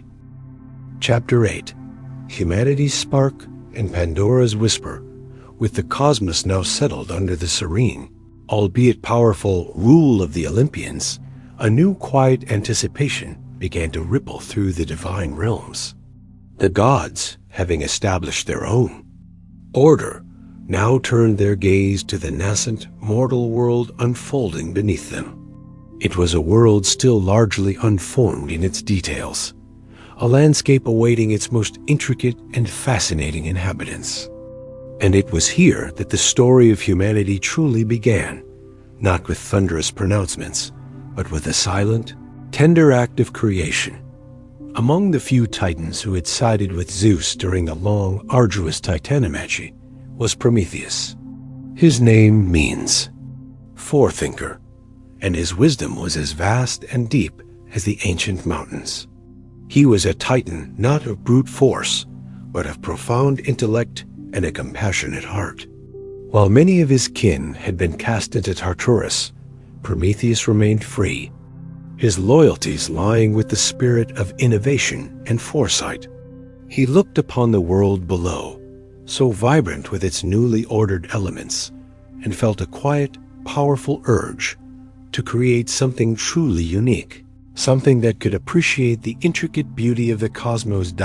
Imagine Prometheus, a solitary figure, amidst the grandeur of the early world, bending low over the rich, fertile earth. He gathered handfuls of the deepest, most malleable clay, mixing it with the pure, life-giving water from the newly ordered rivers. Feel the cool, soft earth in your own hands, the subtle promise of form within its yielding substance. With infinite patience and profound artistry, he began to mold the clay, shaping it in the image of the gods themselves, upright and dignified. He breathed into these forms the spirit of life, a gentle exhalation that infused them with warmth, with consciousness, with the very breath of existence. This was humanity, born not from divine union, but from the humble earth, yet imbued with a spark of the divine. Prometheus loved his creations, these fragile, curious beings, with a quiet, eternal devotion. He saw their potential, their innate curiosity, their capacity for wonder.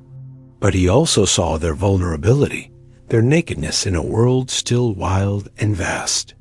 He wished to empower them, to give them a tool that would allow them to thrive, to understand, to master their environment. And so, with a deep sense of purpose, Prometheus undertook an act of profound defiance. The gods, in their new Olympian splendor, had kept the element of fire for themselves, reserving its warmth, its light, and its transformative power for their exclusive use. But Prometheus believed humanity needed it. He saw fire not merely as a tool for survival, but as a catalyst for civilization, for knowledge, for progress. Imagine him now, moving with silent determination, perhaps stealing a single precious ember from the hearth of Hestia on Mount Olympus, or perhaps snatching a spark from the radiant chariot of Helios, the sun god, before Apollo took over that role. He concealed this divine flame within a hollow fennel stalk, a seemingly innocuous vessel holding the most powerful of gifts. With quiet triumph, he brought this precious spark down to the mortals, presenting it to them as a silent, transformative gift. Feel the sudden warmth, a comforting glow that would have spread through the early human communities. Fire meant warmth in the cold nights, protection from wild beasts, the ability to cook food, to forge tools, to create light in the pervasive darkness. It was a gift that elevated humanity, marking them as distinct, as beings capable of shaping their own destiny. But this act, benevolent as it was, did not go unnoticed. Zeus, the mighty king of the gods, observed humanity's sudden advancement, their newfound power, and immediately recognized the source. His immense wrath, though not always outwardly thundering, was a profound, chilling force. He felt betrayed, defied by a titan who had once been an ally. Prometheus had not only stolen a divine prerogative, but had dared to elevate mere mortals, imbuing them with a spark of the divine that Zeus believed belonged only to the gods. Retribution was swift and deliberate, designed to punish both Prometheus and the fledgling human race. For Prometheus, the punishment was agonizing. He was chained to a remote mountain peak, perhaps in the Caucasus, his vast form exposed to the relentless elements. And each day, a great eagle, sent by Zeus, would descend and tear at his liver, which would regenerate overnight, only for the ruined torment to begin anew. Imagine the silent, agonizing repetition, a profound suffering for an act of profound compassion. But Zeus's vengeance was not limited to Prometheus. He decided to punish humanity as well, to introduce a form of suffering they had never known, a balance to the boundless gifts they had received. And so, with cold, meticulous intent, he commanded the gods to create a being of exquisite beauty, yet imbued with a subtle, insidious flaw. This was Pandora, all gifts, the first woman. Imagine her emerging, crafted by Hephaestus, the divine smith, from clay and water, yet infused with gifts from all the other Olympians. Aphrodite bestowed upon her irresistible charm and beauty. Athena gifted her with skill and crafts. Hermes gave her cunning words and a persuasive tongue.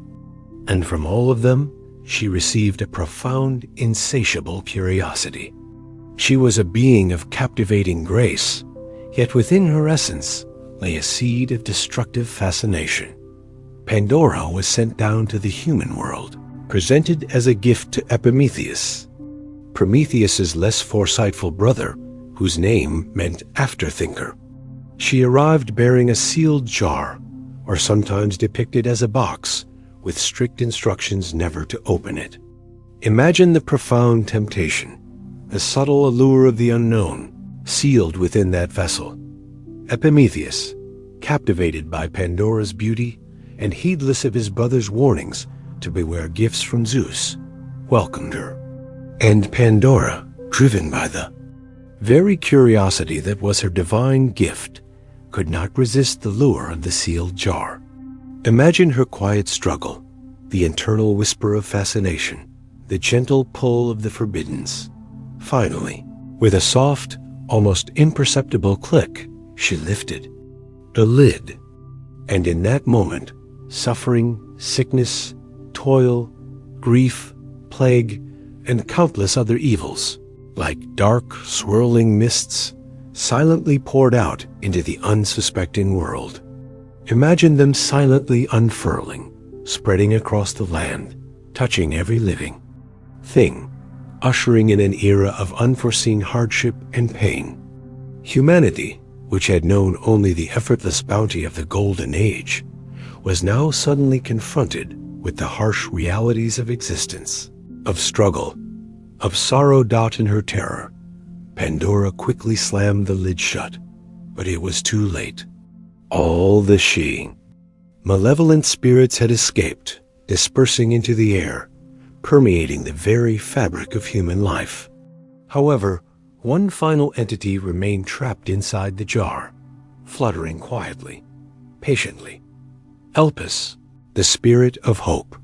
Imagine that gentle, persistent flutter, a tiny, resilient spark remaining amidst the pervasive gloom, a quiet promise that even in the face of despair, the future still held the possibility of something better. This act, the release of suffering and the preservation of hope, marked a profound turning point in the story of humanity. It also ushered in the gradual decline from the idyllic Golden Age, which had flourished under Cronus, to a series of subsequent ages, each marked by increasing hardship and moral decay, yet also by growth and resilience. The Golden Age, as we've explored, was a time of effortless abundance, of perpetual spring, and of humans living like gods, free from labor or sorrow. After the release of Pandora's evils, this age quietly faded. It was followed by the Silver Age. In this era, humans were less noble, prone to foolishness and conflict.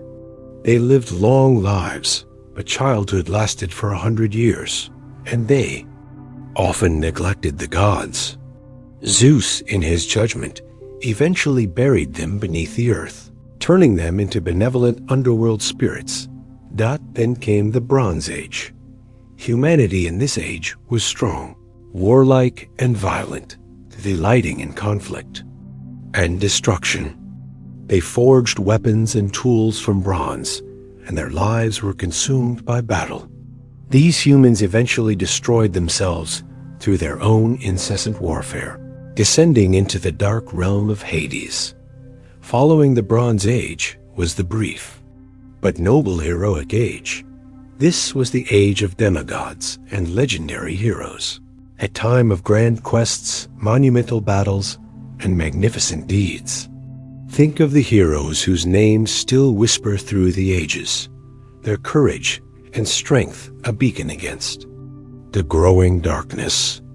These were the humans who fought in the great wars and undertook epic journeys, their spirits destined for the Isles of the Blessed in the afterlife. And finally, the current Iron Age. This is the age of toil and sorrow, of hardship and moral.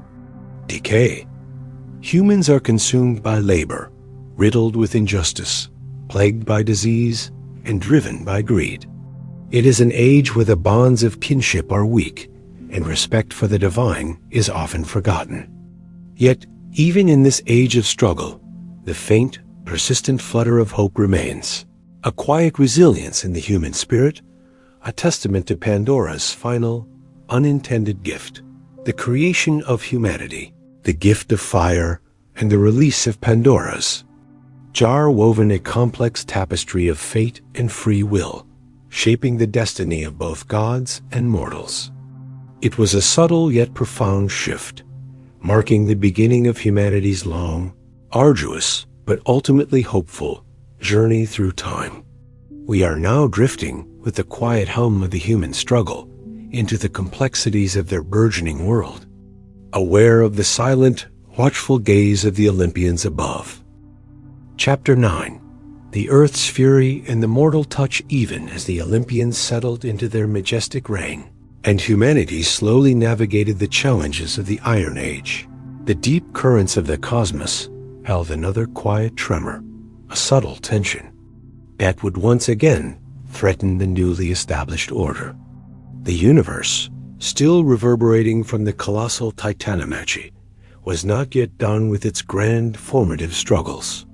A new, formidable challenge was brewing, rising from the very earth itself, born from an ancient act of violence that do you remember. The moment, long ago, when Cronus castrated Uranus, the boundless sky? From the droplets of Uranus's celestial blood that fell upon the fertile, receptive body of Gaia, the earth, new beings of immense power and raw, elemental fury had silently sprung forth. These were the giants, immense beings of colossal stature and formidable strength, with hair like tangled serpents and legs that ended in coils or scales. They were the chthonic children of Gaia, born from the anguish of her impregnation by Uranus's fallen essence, and they held a deep-seated resentment against the Olympian gods, particularly Zeus, who represented the usurpation of the ancient order they felt they were a part of. Imagine their slow, silent emergence from the deep crevices of the earth, like mountains slowly rising, their immense forms stretching towards the sky they sought to conquer. Their purpose was clear, a quiet, primal roar in the heart of the earth, to challenge the Olympian gods and reclaim the dominion that they, as children of the primordial earth, believed was rightfully theirs. This was the Gigantomachy, the war of the giants, a conflict destined to shake the foundations of Mount Olympus itself. The giants were fierce, powerful, and seemingly invincible.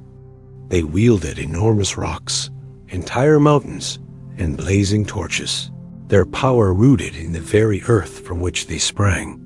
They sought to scale Mount Olympus, their immense forms towering towards the celestial abode of the gods, their intent to dethrone Zeus and his kin.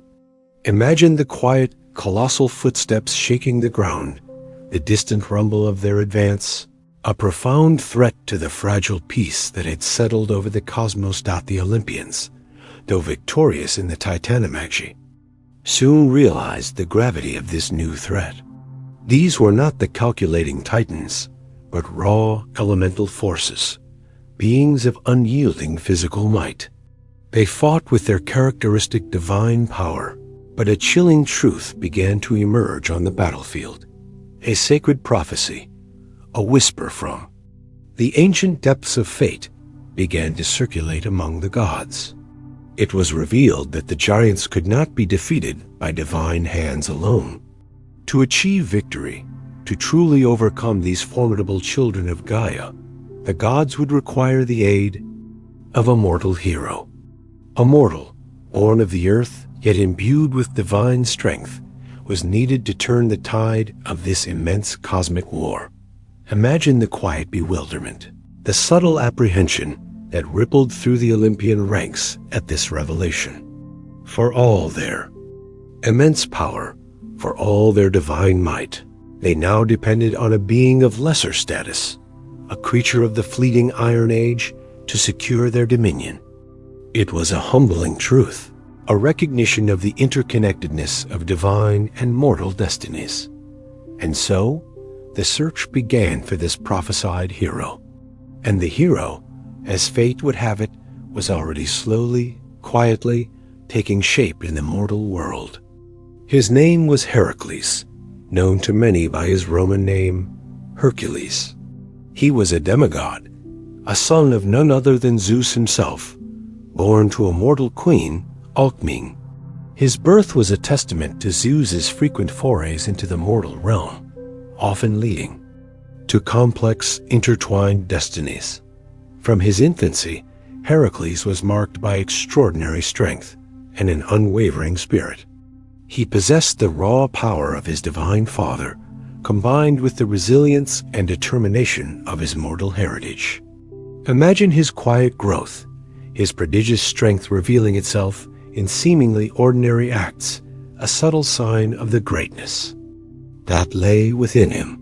He was a force of nature, a demigod destined for unparalleled feats as the gigantomachy raged, and the Olympians struggled against the overwhelming might of the giants. Heracles was subtly guided by fate and by the watchful eyes of the gods towards the cosmic battlefield. He was drawn into the conflict, his immense strength and heroic spirit answering the unspoken call of destiny. Imagine him now, a mortal figure, yet radiating immense power, stepping onto the grand cosmic stage. He fought alongside the gods, his presence a crucial turning point in the war. While the gods could wound the giants, only Heracles, with his mortal touch, could deliver the final killing blow. It was a profound paradox. Divine power weakened, mortal strength completed. He battled with unparalleled ferocity, his mighty club shattering bone, his arrows piercing the seemingly impenetrable forms of the giants. With each swing, each strike, he complemented the divine efforts, transforming wounds into fatal blows. Zeus hurled his thunderbolts, stunning and weakening the giants, allowing Heracles to close in and deliver the decisive strike. Athena, with her strategic brilliance, guided Heracles' aim and movements, ensuring his efforts were maximally effective. Poseidon used his trident to destabilize the ground beneath the giants, making them vulnerable to Heracles' attacks. The combined might of the Olympians and the unique, indispensable strength of Heracles proved to be the undoing of the giants. One by one, their immense forms faltered, their roaring defiance turning into silent, defeated thuds as they collapsed. Many were buried under the very mountains they had tried to hurl, their colossal bodies becoming part of the landscape, a silent monument to their failed rebellion. With the defeat of the giants, the Olympian dominion was finally secured, their rule unchallenged by any other primordial force. The gigantomachy, though terrifying, ultimately solidified the gods' power and highlighted the critical role that mortals, particularly demigods, could play in the grand scheme of the cosmos. This great conflict also marked a profound shift in the relationship between gods and mortals. It was a testament to the power of human potential, even when intertwined with the divine. It paved the way for the burgeoning of the Age of Heroes, a time when the lines between mortal and divine would become beautifully, dramatically blurred. Imagine the quiet ripple effect of this victory. The gods, having witnessed the indispensable contribution of a mortal, began to interact more frequently and sometimes more intimately with humanity. The world below became a stage for their divine passions, their fleeting affections, and their occasional interventions. This era saw the rise of countless demigods, offspring of gods and mortals, each bearing a spark of divine power, each destined for extraordinary, often challenging, lives. The air now hums with the whispers of their emerging tales. These heroes, with their strength, courage, and sometimes tragic flaws, would embark on legendary quests, face monstrous foes, and shape the very course of mortal history, all under the watchful and often interfering gaze of the Olympians. The universe, having found its stable divine order, now turned its attention to the fascinating, tumultuous, and often awe-inspiring stories that would unfold in the lives of these exceptional beings, forever weaving the threads of the divine with the fabric of the mortal. We are drifting now into the heart of this heroic age, listening for the quiet calls of adventure and destiny. Chapter 10. The Echoes of Valor and the Gaze of Stone, the Cosmos. Having settled into the new Olympian order, now hummed with a different kind of energy, a vibrant resonance born from the very fabric of the mortal world. The Gigantomachy had irrevocably intertwined the destinies of gods and mortals, proving that even the mightiest deities could rely on the courage and strength of a human heart.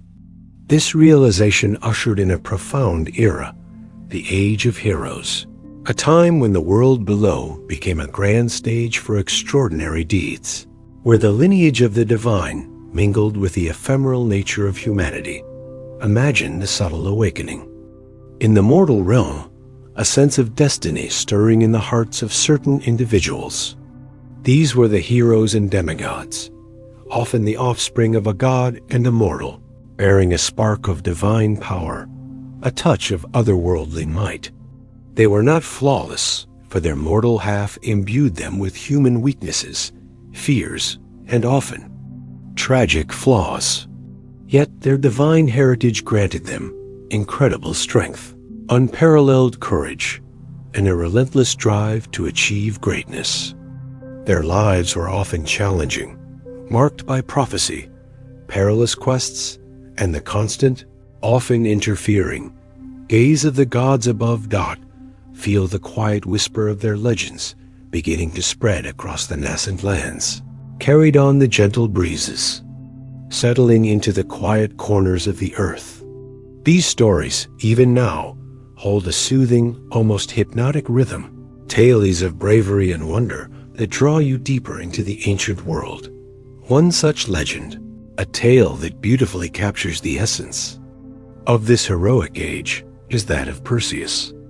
His story began not with triumph, but with a chilling prophecy and the fear of a king. King Odysseus of Argos, Perseus's grandfather, received a grim oracle. He would be killed by his own grandson. In a desperate attempt to defy fate, Odysseus imprisoned his daughter, Danae, in a bronze tower. But even the strongest walls cannot contain the will of the gods. Zeus, captivated by Danae's beauty, visited her in a shower of golden rain, and from this divine union, Perseus was conceived. Imagine the soft, shimmering descent of that golden light, a gentle, divine embrace that quietly defied mortal barriers. Perseus was born. Odysseus, still terrified of the prophecy, could not bring himself to kill his grandson and daughter directly. Instead, he placed them in a wooden chest and cast them adrift upon the vast, indifferent sea. Feel the gentle rocking of the waves, the quiet despair of the mother, the vulnerable innocence of the infant. But even at this tender age, Perseus was under divine protection. Poseidon, the god of the sea, calmed the waters, guiding the chest gently to the shores of the island of Seriphos. There, they were found by a kind fisherman named deities, who raised Perseus as his own. Perseus grew into a strong, courageous young man, unaware of his true lineage until the manipulative king, Polydex, Deities' brother, desired Danae and sought to get rid of Perseus. Polydex, pretending to seek a wedding gift, subtly challenged Perseus to bring him the head of Medusa. Imagine the profound danger of this quest. Medusa was one of the three Gorgons, monstrous sisters with snakes for hair and a terrifying power. Anyone who gazed upon her face would instantly turn to stone. She was not born a monster, but transformed by Athena as punishment for a sacrilege. In her temple, her gaze held a chilling, silent finality, a petrifying power that stripped away all life in motion. Perseus, though brave, knew this task was impossible without divine aid. And the Olympians, whose intricate destinies were now interwoven with those of humanity, subtly intervened. Athena, the goddess of wisdom and strategic warfare, took a particular interest in Perseus, perhaps seeing in him a reflection of her own cunning and resolve. She gifted him a highly polished bronze shield, so reflective it could be used as a mirror. Imagine the cool, smooth surface of the shield, a silent protection that would allow him to fight without meeting the monster's gaze. Hermes, the swift, messenger god, provided him with winged sandals, allowing him to fly swiftly and silently through the air. Feel the subtle lift, the quiet rush of wind as you imagine soaring above the clouds. Hermes also gave him a strong curved sword, sharp, enough to sever the Gorgon's head. And from the Graeae, 3 ancient sisters who shared a single eye and a single tooth, Perseus, through cunning, extracted the knowledge of where to find the nymphs of the north. These nymphs then provided him with the crucial magical artifacts. Hades' helm of invisibility, which rendered the wearer unseen, allowing him to approach Medusa undetected. Achebeses, a magical pouch to safely carry the severed head. And the winged sandals. Each artifact was a silent, powerful aid, a subtle extension of divine will. Perseus, now fully equipped, flew silently to the lair of the Gorgons. Imagine the eerie stillness of their den, perhaps a desolate cave, or a rocky island littered with the petrified forms of those who had dared to gaze upon Medusa. He found them sleeping, their serpentine hair silently coiling, their forms immense and terrifying even in slumber. Using the highly reflective shield as a mirror, Perseus carefully approached Medusa, avoiding her direct gaze. Imagine the profound focus, the quiet precision required for such a delicate, dangerous task. With the curved sword, guided by the unseen hand of Athena, he delivered a swift, silent blow, severing Medusa's head. Feel the suddenness of the act, the quick, decisive movement that ended the monster's reign of terror. From Medusa's neck, from the very essence of her monstrous blood, 2 beings silently sprang forth: Chrysaor, the giant with a golden sword, and Pegasus, the magnificent winged horse. Imagine the sudden, breathtaking appearance of Pegasus, soaring silently into the sky, a symbol of beauty and freedom born from such a dark origin. Perseus quickly placed Medusa's head into the kybes, sealing away its petrifying power. The other Gorgons, roused by their sister's death, pursued him with furious cries, but thanks to Hades' helm of invisibility and the winged sandals, Perseus made his silent, swift escape, soaring through the air, unseen and untouched. His journey back was filled with other quiet adventures. He encountered Andromeda, a beautiful princess chained to a rock as a sacrifice to a sea monster. Scythe, sent by Poseidon to punish her mother's hubris. Imagine her silent despair, her lonely vigil by the churning sea. Perseus, captivated by her beauty, descended from the sky, fought and defeated the monstrous Scythe with the head of Medusa, turning the beast to stone. He freed Andromeda, as she became his devoted wife. Upon his return to Seriphos, Perseus found his mother, Danae, being harassed by the wicked king Polydex.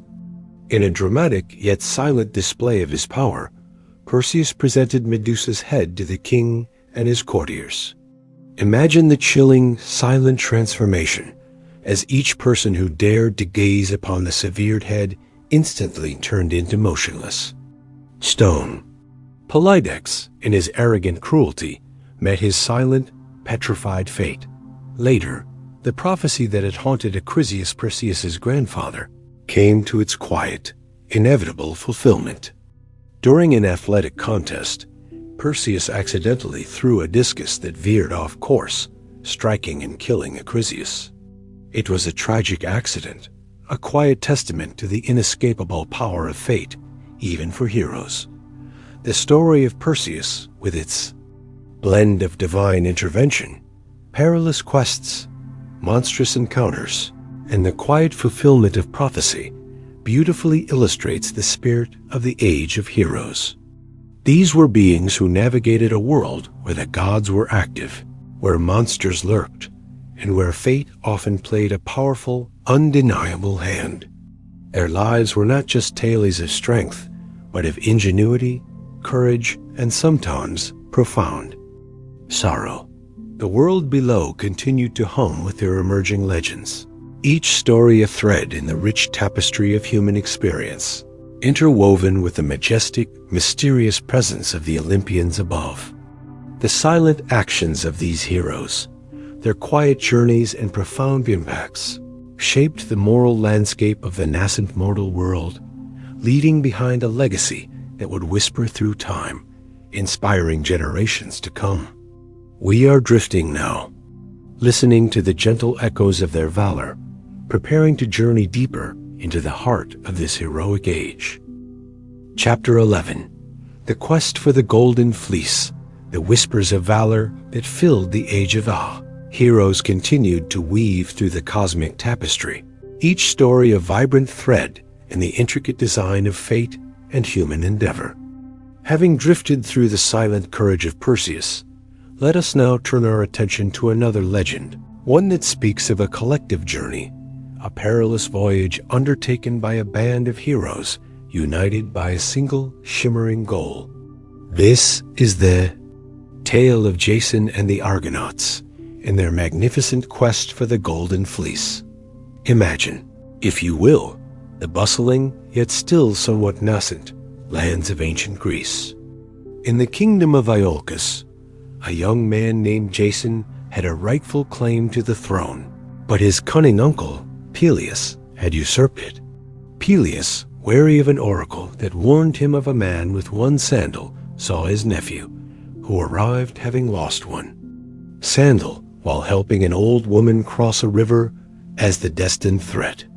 When Jason finally confronted him and demanded his throne, Peleus, in his devious wisdom, agreed, but only if Jason could accomplish a seemingly impossible task. Retrieve the legendary Golden Fleece. Feel the quiet weight of that challenge. A seemingly insurmountable obstacle placed before a young hero. The Golden Fleece was no mere treasure. It was a sacred artifact, the fleece of the golden-fleeced ram that had saved Phrixus from sacrifice. It hung in a sacred grove in the distant land of Colchis, guarded by a sleepless dragon and protected by the formidable King Ates. It was a quest designed for failure, a subtle trap to send Jason to his doom. But Jason was not alone in his destiny. The gods, ever watchful, ever subtly influencing the course of mortal events, had a vested interest in his success. Perhaps the most significant divine patron was Hera, the majestic queen of the gods. She had a deep personal grudge against Peleus for his impiety, and saw in Jason a worthy instrument of her vengeance. Imagine her silent, regal gaze, subtly guiding the threads of fate, weaving support around the young hero. With the impossible task laid before him, Jason did not falter. He issued a call across the lands, inviting the greatest heroes of his time to join him on this monumental quest. And they answered. From every corner of Greece came the most renowned figures of the age. Heracles, the mighty son of Zeus, the twin sons of Leda, Castor and Polydeuces, the great singer Orpheus, whose music could charm even the stones, the swift-footed Atalanta, the prophetic Idmon, the keen-sighted Lynceus, and many, many more. Imagine the quiet gathering of these legends, their individual destinies converging for a singular, grand adventure. To carry such a company across the vast, unknown seas, a special vessel was needed. Under the guidance of Athena, the goddess of wisdom, the shipwright Argus constructed the magnificent Argo, named for its builder. It was no ordinary ship, for Athena herself inserted a piece of sacred timber from the talking oak of Dodona into its prow, allowing the ship to speak and offer guidance. Feel the subtle hum of the living wood, a quiet voice whispering directions through the vastness of the ocean. As the Argonauts embarked on their perilous voyage, their journey became a tapestry of incredible encounters and daunting challenges. Imagine the rhythmic splash of their oars, the creak of the wooden hull, constant lullaby against the endless expanse of the sea. Their first great test came at the Symplegades, the clashing rocks. These were two immense cliffs that guarded the entrance to the Black Sea, constantly crashing together, crushing any ship that dared to pass. Imagine the deafening, yet strangely rhythmic, impact of these titanic rocks, a terrifying natural barrier. Guided by the wise counsel of Phineus, a blind prophet whom they had rescued from the torment of the Harpies, foul, bird-like women who stole his food, the Argonauts released a dove. The dove flew swiftly between the rocks, its tail feathers just clipped by the closing cliffs.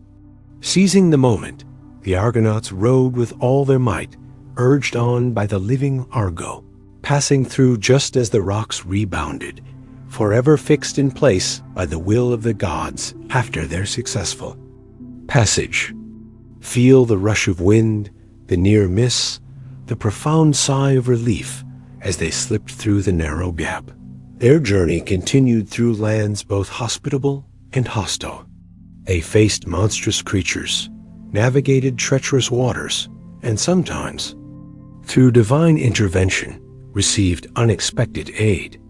The quiet interplay of human courage and divine guidance was a constant theme throughout their voyage.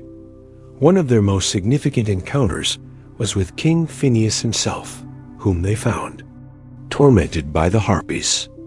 These hideous creatures would descend whenever Phineus tried to eat, snatching his food and defiling what was left. Imagine the frantic flapping of their wings, the chilling screeches, the constant torment of the starving king. The Argonauts, out of compassion, drove off the Harpies, freeing Phineus from his suffering. In gratitude, Phineus, with his prophetic sight, revealed to them the path ahead, the dangers to avoid, and the ultimate route to Colchis. His words, though spoken by a blind man, shone with a quiet guiding light as they finally approached the distant land of Colchis. A sense of profound anticipation settled over the Argonauts. This was the culmination of their long, arduous journey. Colchis was a mysterious land, ruled by King Ates, a powerful and formidable sorcerer, son of the sun god Helios. The golden fleece hung in his sacred grove, guarded by the sleepless, venomous dragon. Imagine the quiet tension as they disembarked, the air thick with the unknown. King Ates, wary of strangers and unwilling to part with his prize, set a series of impossible tasks for Jason. The first was to yoke 2 fire-breathing bulls and plow a field of adamant.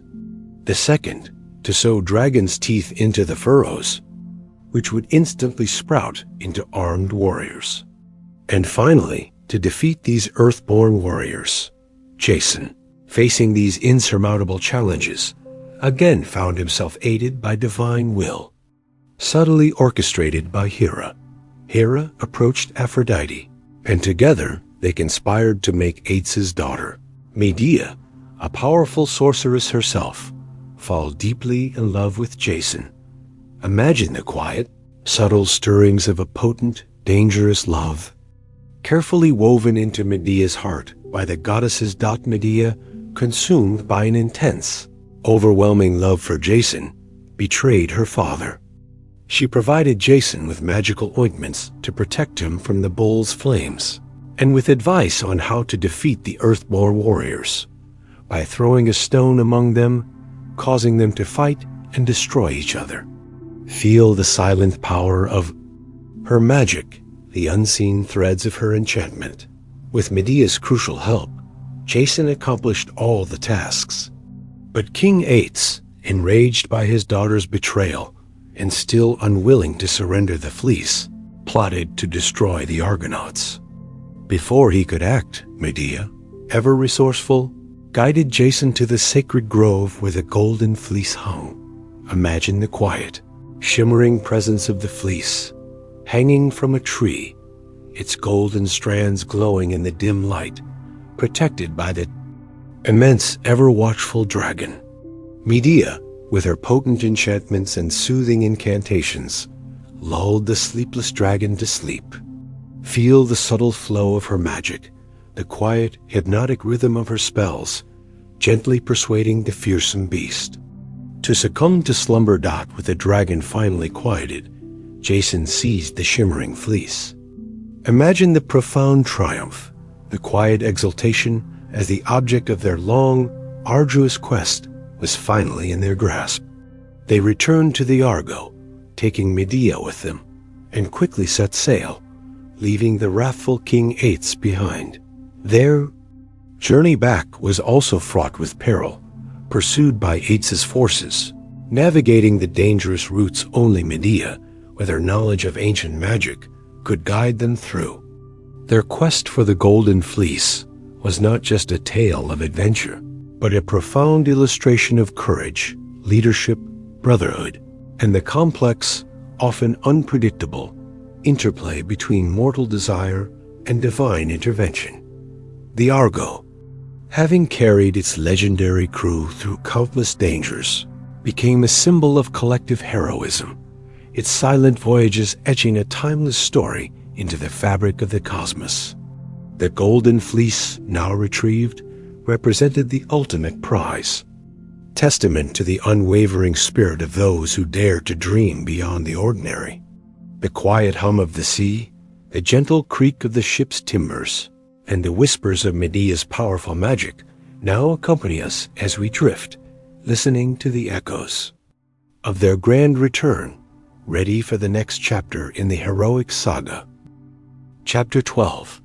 The Thread of Fate and the Heart of the Labyrinth. As the Age of Heroes continued its majestic unfolding, weaving countless tales of courage and destiny across the nascent world, another legend began to take shape, one deeply rooted in the winding complexities of duty, sacrifice, and the profound wisdom of a guiding thread. This is the story of Theseus, the hero of Athens, and his perilous journey into the heart of the labyrinth to confront the monstrous Immerse. Imagine the gentle hum of the Athenian city-state, not yet the grand metropolis of later ages, but a burgeoning center of civilization, striving for justice and honor. In this world, a young man named Theseus grew up away from his royal father, King Aegeus of Athens, raised by his mother Aethra in Trojan. Before departing, Aegeus had quietly placed his sword and sandals under a massive boulder, telling Aethra that when their son was strong enough to retrieve him, he should journey to Athens and claim his rightful place. Feel the quiet anticipation in this waiting challenge. As Theseus matured, he proved his immense strength and courage. When the time came, he easily lifted the boulder, retrieving his father's tokens. Imagine the quiet pride, the subtle surge of power as he claimed his inheritance, knowing his destiny now called him to Athens. His journey to Athens was no simple path. Instead of sailing, Theseus chose the more perilous land route, determined to prove his heroism by ridding the countryside of dangerous brigands and monsters. He cleansed the roads with a quiet, unwavering resolve, dispatching formidable foes, such as the club-wielding Periphates, the pine-bender Cines, and the notorious Procrustes with his terrible bed. Each victory was a silent testament to his growing strength and ingenuity, a quiet purification of the path to his homeland. Upon his arrival in Athens, he was at first unrecognized by his father, King Aegeus. Aegeus was under the influence of the sorceress Medea. Yes, the same Medea from Jason's story, who had fled Colchis and found refuge in Athens, who feared Theseus' claim to the throne and plotted against him. But a quiet recognition passed between father and son. During a feast, Aegeus finally recognized his own sword and sandals and joyously acclaimed Theseus as his heir. Imagine the profound relief, the silent connection finally forged between them. However, a deep sorrow lay heavy upon the city of Athens, a perpetual shadow that darkened their days. Years before, King Minos of Crete, a powerful and fearsome ruler, had defeated Athens in war. As a cruel tribute, Athens was forced to send 7 young men and 7 young women every 9 years to Crete, to be sacrificed to the Minotaur. Imagine the quiet despair of the Athenian people, the profound sadness that accompanied the selection of these youths destined for a terrible fate. The Minotaur was a monstrous creature, half man and half bull, born from an unnatural union between Minos' queen, Pasiphae, and the magnificent bull, a punishment sent by Poseidon. It lived in a colossal, intricate labyrinth designed by the Zend, brilliant architect Daedalus, from which no one who entered had ever found their way out alive. The labyrinth itself was a silent, winding prison, its corridors endless, its turns disorienting, a place designed to trap and confuse. When the time came for the third tribute, Theseus, filled with righteous anger and a burning sense of justice, bravely volunteered to be one of the sacrificial youths. He vowed to put an end to this horrifying tribute, to slay the Minotaur and free Athens from its terrible burden. Imagine his quiet resolve, his determined gaze, a beacon of hope in the midst of despair. He journeyed with the other youths across the tranquil sea to Crete, his heart filled with purpose. Upon their arrival, King Minos inspected the tributes. His daughter Ariadne, a beautiful and clever princess, was among those observing. And in that moment, as if guided by the subtle hand of Aphrodite, Ariadne fell deeply, irrevocably in love with Theseus. Imagine the silent, sudden spark of affection, a potent force that would defy family loyalty and kingdom. Ariadne, knowing the labyrinth's impenetrable design and the Minotaur's ferocity, resolved to help the hero she loved. With quiet secrecy, she approached Theseus and offered him a crucial aid, a magical ball of thread and a sharp sword. Her instructions were clear. Tie one end of the thread to the entrance of the labyrinth, unraveling it as he ventured deeper, and use the sword to defeat the beast. Imagine the whispered instructions, the desperate hope in her eyes, the simple yet profound power of the thread, a lifeline in the heart of darkness. Theseus, with Ariadne's gifts hidden, entered the foreboding mouth of the labyrinth with the other Athenian youths. Feel the chilling stillness of the air within, the oppressive silence broken only by their own nervous breaths. The vast, winding corridors stretched endlessly, twisting and turning, designed to disorient and confuse. Strip away all sense of direction. The faint, terrifying smell of the Minotaur, a mixture of beast and blood, subtly permeated the air, guiding, yet also terrifying them deeper into the maze dot as he ventured deeper, guided by the unraveling thread. The subtle sounds of the Minotaur grew louder, its heavy breathing, the scraping of its hooves on the stone floor, a terrifying crescendo.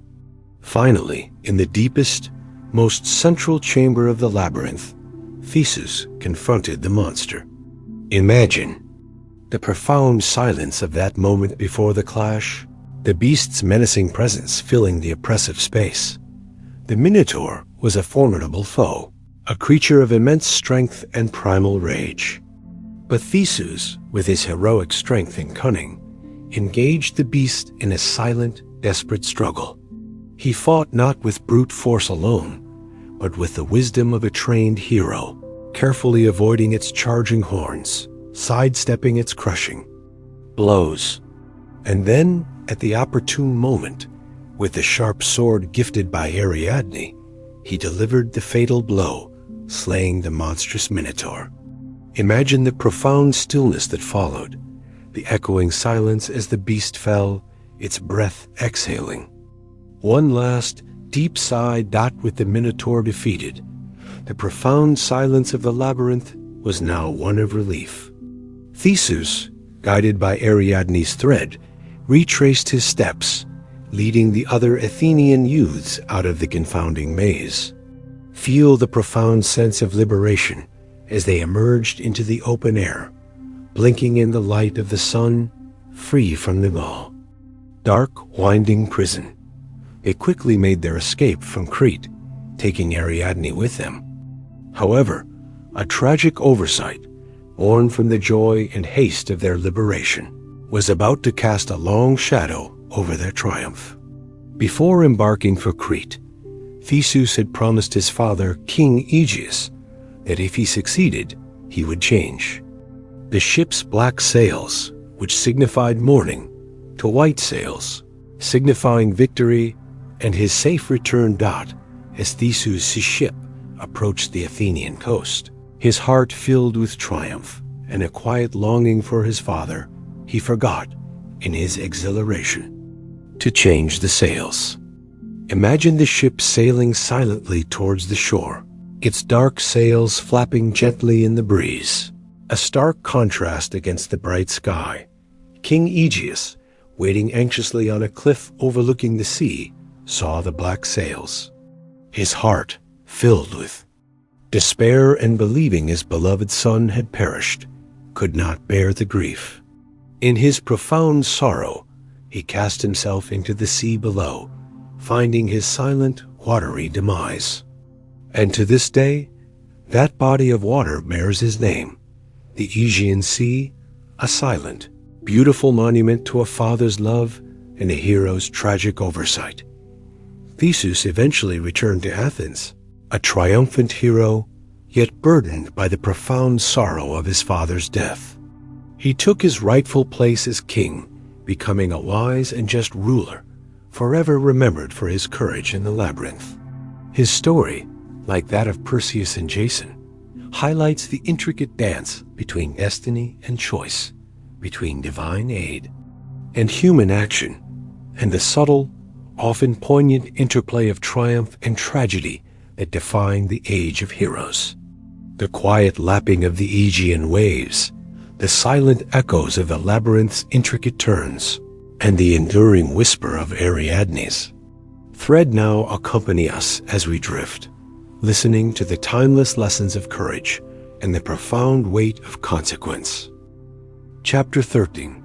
The Apple of Discord and the Gathering Storm, the tapestry of the Age of Heroes.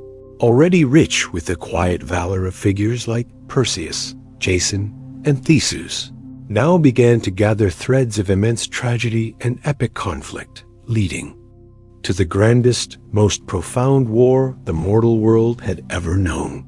This was a conflict so immense, so steeped in both human passion and divine decree, that its echoes would resonate through eternity, a constant whisper of glory and sorrow. This is the story of the Trojan War, a conflict sparked by a single, shining apple and the fateful choice of a young prince. Imagine a time of grand celebrations among the gods, a joyous occasion on Mount Olympus, marking the marriage of the mortal, Peleus and the sea nymph Thetis, who would become the parents of the great hero Achilles. All the gods and goddesses were invited, filling the celestial halls with their radiant presence and the gentle hum of divine revelry. However, one deity, was conspicuously excluded: Eris, the goddess of discord. Imagine her silent, seething resentment, a dark cloud gathering on the periphery of the joyous light, feeling scorned and fueled by her very essence of strife. Eris decided to sow discord where harmony reigned. With a subtle, almost imperceptible gesture, she cast a single golden apple into the midst of the wedding feast. This apple, gleaming with an otherworldly light, bore a simple inscription: "To the fairest." Imagine its quiet, alluring glint, instantly captivating the attention of the most beautiful goddesses present.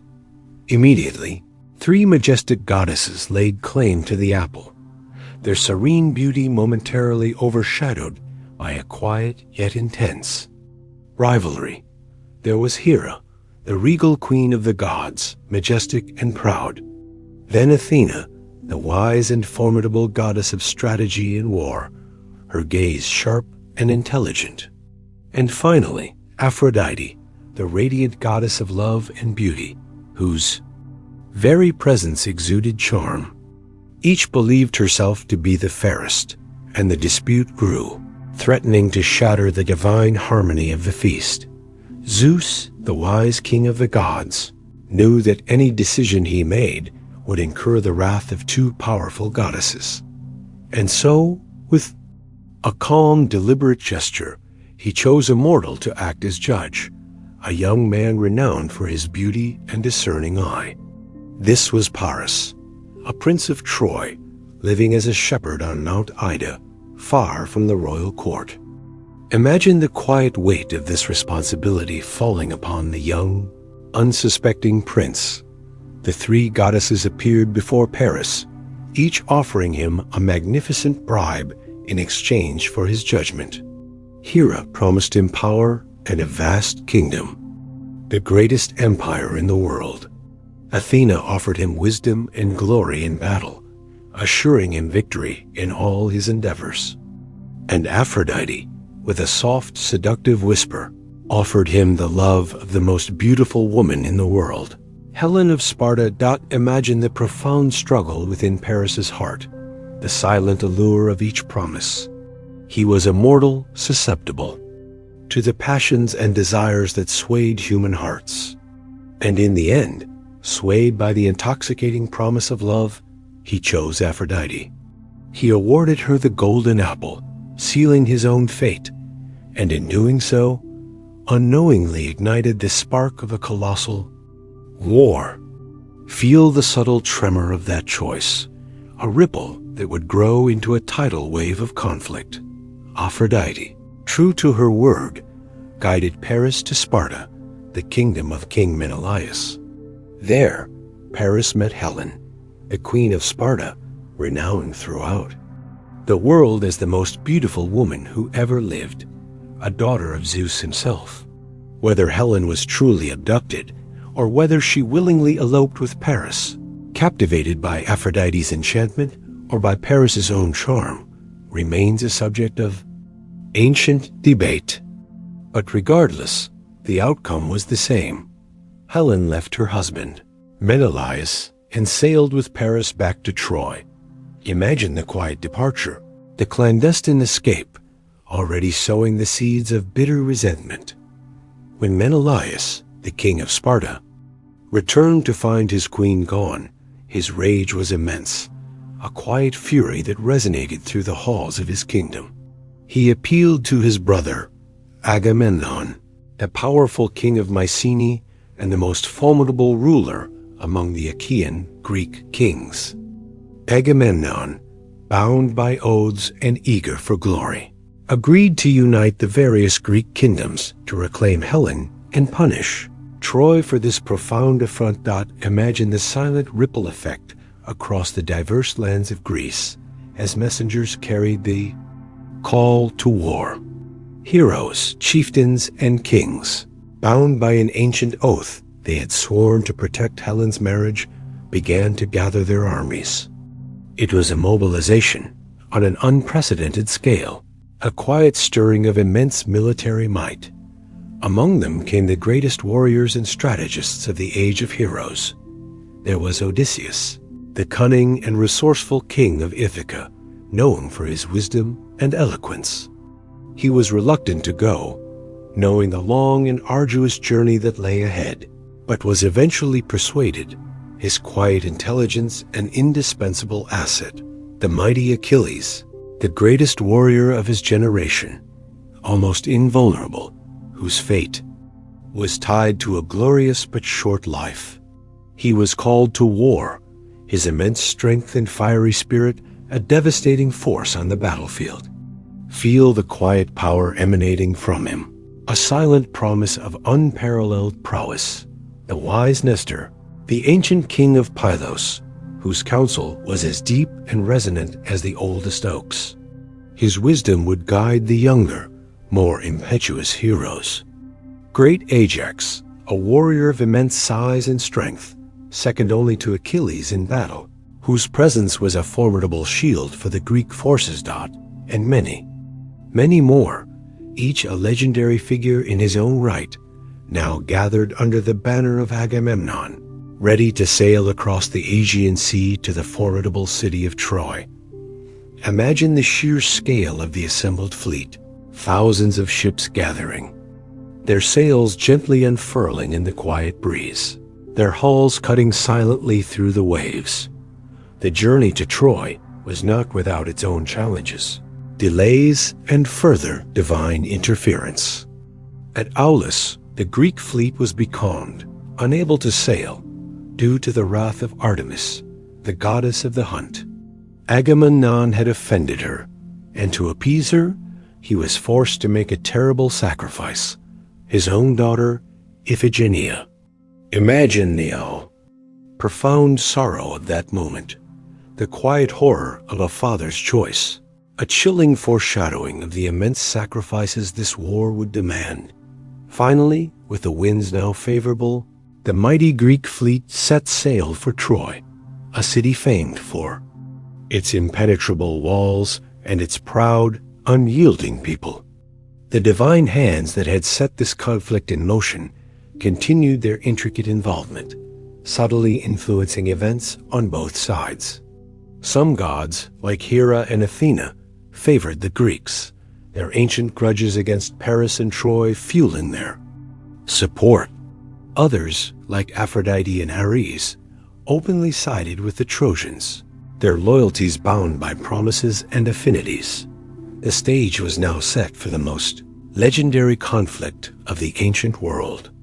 The very air hummed with the quiet tension of impending battle, a symphony of human ambition, divine will, and inescapable fate.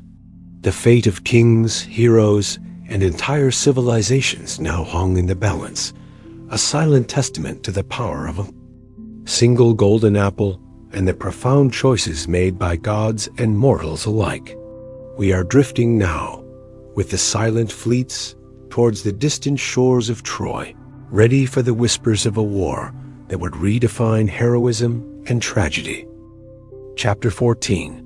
The walls of Troy and the wooden horse, the vast Greek armada, a silent, dark cloud upon the azure waters, finally reached the formidable shores of Troy. Imagine the quiet tension as thousands of warriors disembarked, their armor glinting faintly under the nascent sun, their hearts filled with a mix of anticipation and dread. Before them stood the towering, impenetrable walls of Troy, a city renowned for its strength, its wealth, and its proud, unyielding people. This was not to be a swift conquest, but a protracted, grueling siege, a war that would stretch across 10 long years, etching its epic into the very fabric of time. From the very beginning, the Trojan War was a testament to the direct, often turbulent, intervention of the gods. The Olympians, far from being distant observers, actively took sides, their divine passions and ancient grudges playing out on the mortal battlefield. Hera and Athena, still furious over Paris's judgment, fiercely championed the Greeks, their subtle influences guiding strategies and protecting their favored heroes. Aphrodite, committed to Paris and Helen, stood firmly with the Trojans, often aided by Ares, the god of war, who reveled in the glorious chaos of battle. Apollo frequently intervened on behalf of the Trojans, defending his city and his chosen. Champions. Zeus, the supreme king, often tried to maintain a semblance of neutrality, yet his subtle nods and cosmic decrees often shifted the balance of power, his vast will influencing the tide of battle. The early years of the war were a series of skirmishes, raids and sieges of smaller towns surrounding Troy. The Greeks struggled to breach the city's formidable defenses. Imagine the endless cycle of attack and retreat, the quiet thud of arrows against shield, the distant cries of battle echoing across the plains. Both sides had their champions, their formidable heroes, whose individual acts of valor often turned the tide of smaller engagements. The heart of the Greek force, and indeed their greatest weapon, was Achilles, the near-invincible warrior. His fury, his unparalleled skill in battle, and his sheer, overwhelming might were unmatched by any mortal or Trojan. Imagine his quiet, terrifying presence on the battlefield, a force of nature sweeping through the enemy ranks. However, his immense power was matched by an equally immense pride and a deep capacity for rage. And it was Achilles' rage that nearly shattered the Greek cause. After a dispute with Agamemnon, the greedy and arrogant leader of the Greek forces, over a captive woman, Briseis, Achilles, in his wounded pride, withdrew from the fighting. He sat in his tent, his mighty Myrmidon's idol, leaving the Greek army vulnerable. Imagine the profound silence that settled over the Greek camp, the chilling absence of their greatest champion. As the Trojans, emboldened, began to gain the upper hand, the war shifted dramatically. Without Achilles, the Greeks were pushed back, suffering heavy losses. Hector, the noblest and most formidable prince of Troy, became their scourge. He was a champion of immense courage, a devoted son, husband, and father, whose sense of duty to his city was unyielding. He fought with a quiet, desperate valor, knowing the fate of Troy rested largely on his shoulders.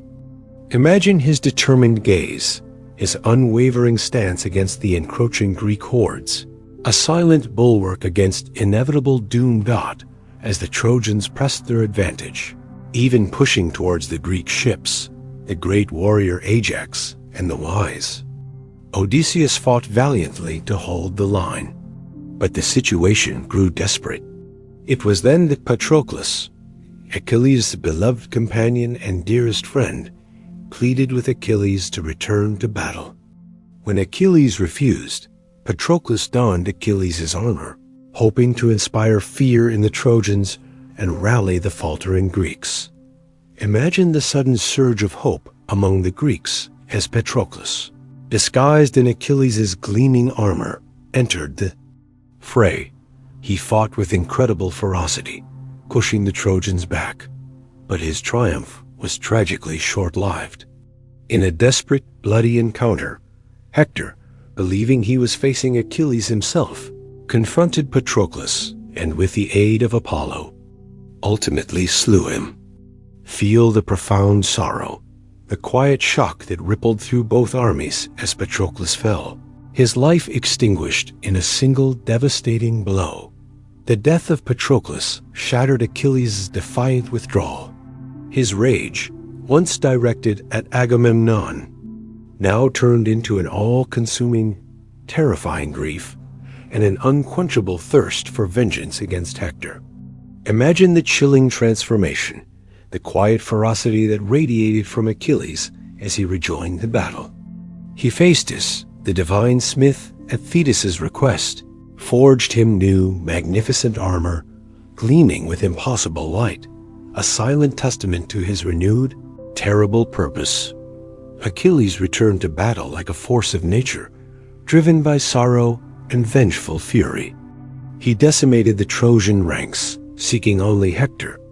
Their inevitable confrontation was a moment of profound, tragic destiny.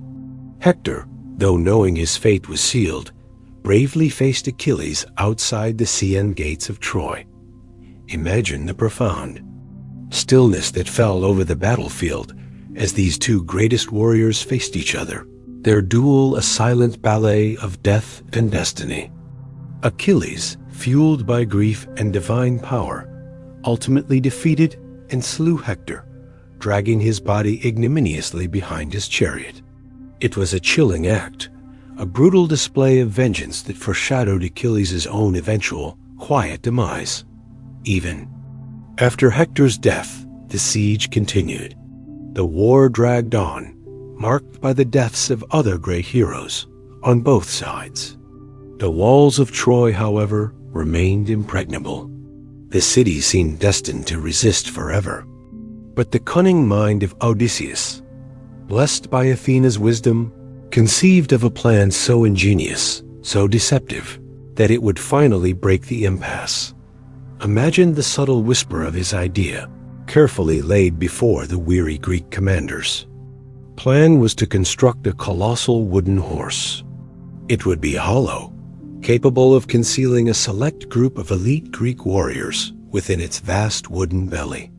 The rest of the Greek army would then feign retreat, burning their camp, making it appear as though they had given up the siege and sailed for home. Under the silent guidance of Athena, the Greeks constructed the immense horse.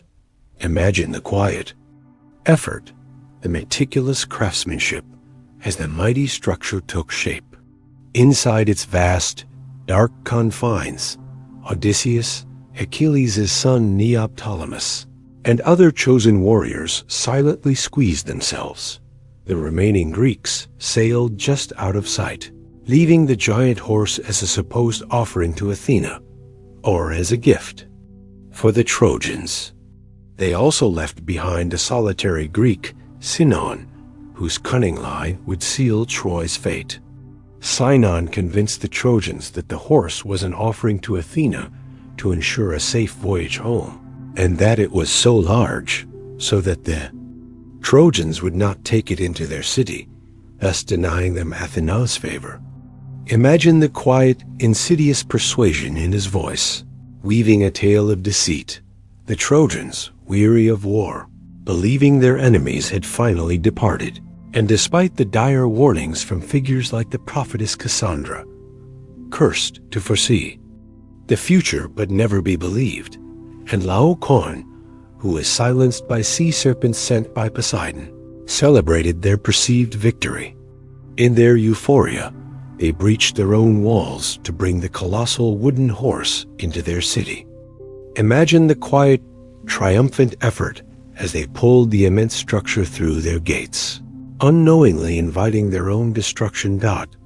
As night fell, a deep, pervasive silence enveloped the unsuspecting city of Troy. The Trojan populace, exhausted by years of war, celebrated late into the night, eventually falling into a deep, peaceful slumber. This was the moment.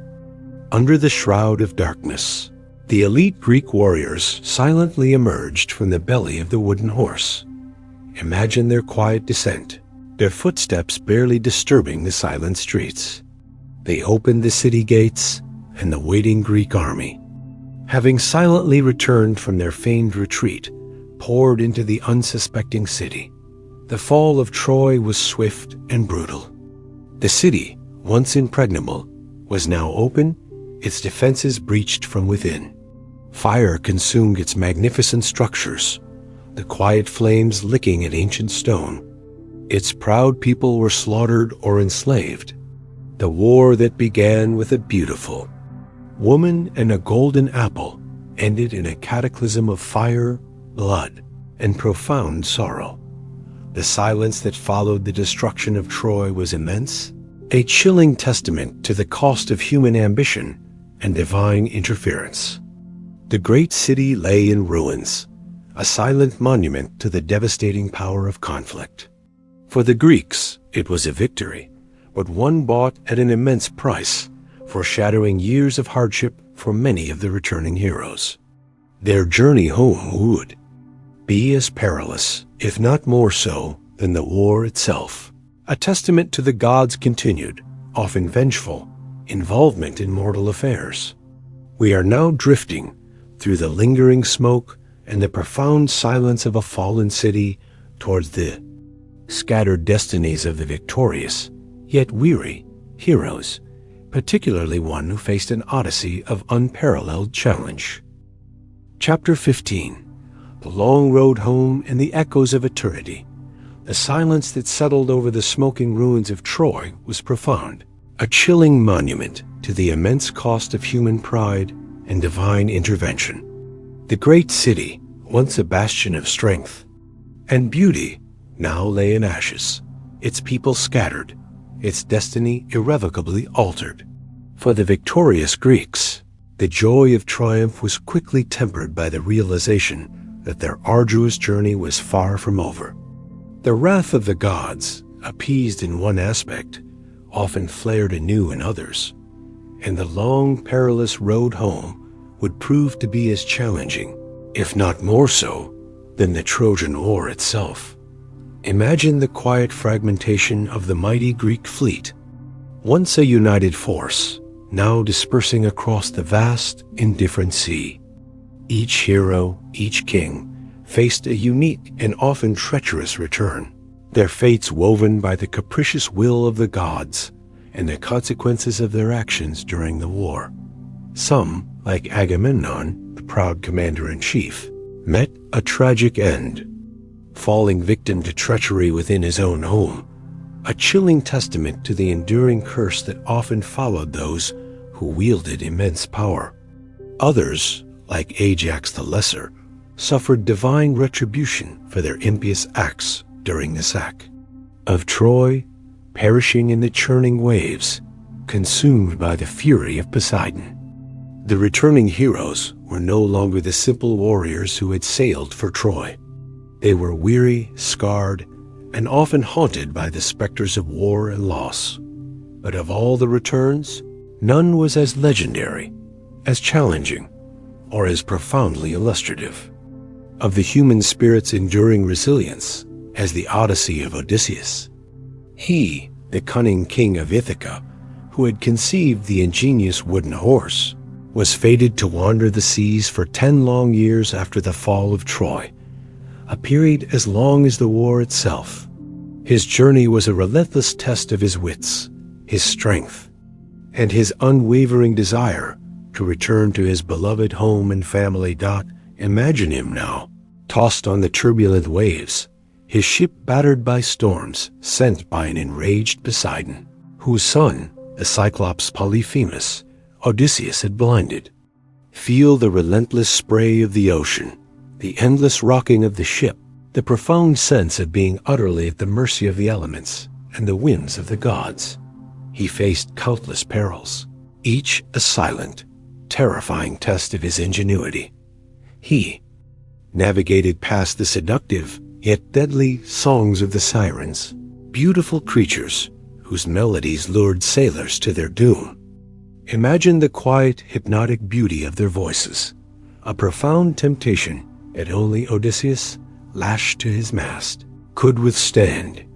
He sailed through the narrow straits between Scylla, the 6-headed sea monster, and Charybdis, the terrifying whirlpool, a silent, swirling maw that swallowed ships whole. He lost many men to these horrors, the quiet cries of his doomed companions carried away by the wind. He was lured to the island of Circe, a powerful sorceress who transformed his men into swine. Imagine the chilling, silent transformation, the loss of human form, and Odysseus' struggle to free them, aided by Hermes. He spent a year there, captivated by Circe's magic, yet always yearning for home. He journeyed to the underworld, the silent realm of Hades, to consult the prophet Tiresias, seeking guidance for his return.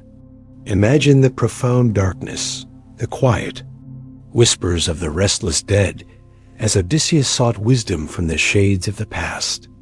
He and his remaining crew were tempted by the sweet, forgetfulness-inducing fruit of the lotus eaters, nearly losing their desire for home. They endured the cruel hospitality of the Cyclops Polyphemus, escaping his cave by cunning and stealth. Leaving the giant blinded and enraged, he spent 7 long years held captive on the island of Calypso, a beautiful nymph who desired him as her immortal husband.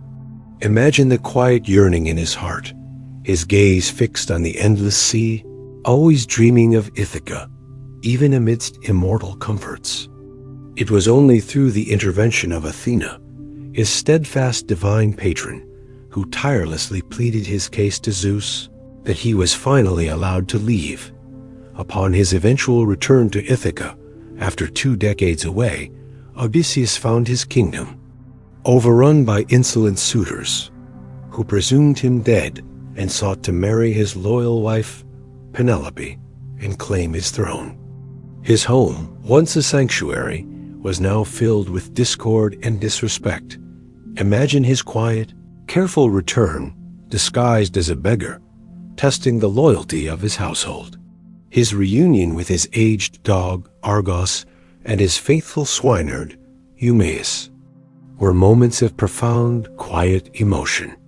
He, along with his now adult son, Telemachus, and a few loyal servants, launched a silent, brutal massacre of the suitors, reclaiming his home and his rightful place. The quiet storm of his vengeance swept through the palace, restoring order through decisive, if violent, action. The return of Odysseus, with its blend of profound hardship, unwavering loyalty, divine assistance, and ultimate triumph, became the quintessential tale of journey, struggle, and homecoming.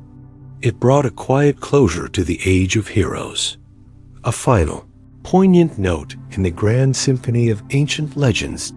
And now, as we bring our own quiet journey through the ancient myths to a gentle close, let us reflect on the profound and long-lasting influence of Greek mythology on the culture we inhabit today. These stories, whispered through the ages, have not faded into mere historical curiosities. They pulse with a quiet, enduring life, permeating every aspect of Western civilization. Think of art, the statues, paintings, and sculptures that adorn. Our museums and public spaces are filled with the majestic forms of gods and goddesses, the dynamic struggles of heroes, and the dramatic scenes of their legendary tales. The classical ideals of beauty, proportion, and narrative action, born from these myths, continue to inspire artists across centuries. Imagine the quiet beauty of a marble statue of Apollo, or the dynamic energy of a painting depicting Zeus hurling a thunderbolt, their silent presence speaking volumes. In literature, the impact is immeasurable. From the epics of Homer, the Iliad, and the Odyssey, which laid the very foundations of Western narrative, to the tragedies of Aeschylus, Sophocles, and Euripides, which explored profound human dilemmas through mythic narratives, Greek mythology has provided an inexhaustible wellspring of inspiration. Later poets, playwrights, novelists, and filmmakers continue to draw from these ancient springs, reinterpreting their timeless themes of love, loss, heroism, fate, and rebellion. Every time you encounter a story of an epic journey, a forbiddance, love, or a hero battling overwhelming odds, you are listening to the quiet echoes of these ancient Greek whispers. Even in psychology, the enduring power of these myths is evident. Think of the Oedipus complex, the Narcissus myth, or the concept of the Achilles heel. These are not just literary allusions, but foundational concepts used to understand the complexities of the human psyche. The archetypes of the wise old, man, the tragic hero, the nurturing mother, the vengeful father, they all find their deepest roots in the rich soil of Greek mythology. They provide a silent language for understanding our inner lives, our motivations, our fears. And in popular culture, The presence of Greek mythology is ubiquitous, often unnoticed, yet always there. From blockbuster movies and television series to video games, comic books, and even common phrases in our everyday language, the gods and heroes of ancient Greece live on. Every time you use terms like Herculean effort, Achilles' heel, or face a Pandora's box, you are unconsciously invoking the quiet, enduring power of these ancient tales. They are not merely stories. They are ingrained in our collective consciousness, shaping our understanding of heroism, tragedy, and the human condition itself. So, as the quiet journey of our story comes to its gentle end and the deep, soothing hum of the ancient world begins to fade, remember that these myths are not just relics of the past. They are living, breathing narratives that continue to inform, inspire, and illuminate our present. They whisper to us of courage in the face of impossible odds, of the intricate dance between fate and free will, and of the enduring mysteries of existence. Thank you for drifting with me on this long, calming voyage through the heart of Greek mythology. I hope these whispers have brought you a sense of peace, a deeper connection to the ancient world, and perhaps a quiet slumber. If you enjoyed this journey, please consider subscribing to the channel and sharing your thoughts. Your quiet comments, your reflections on these ancient tales mean the world. Until our next quiet journey, may your dreams be filled with ancient wonders.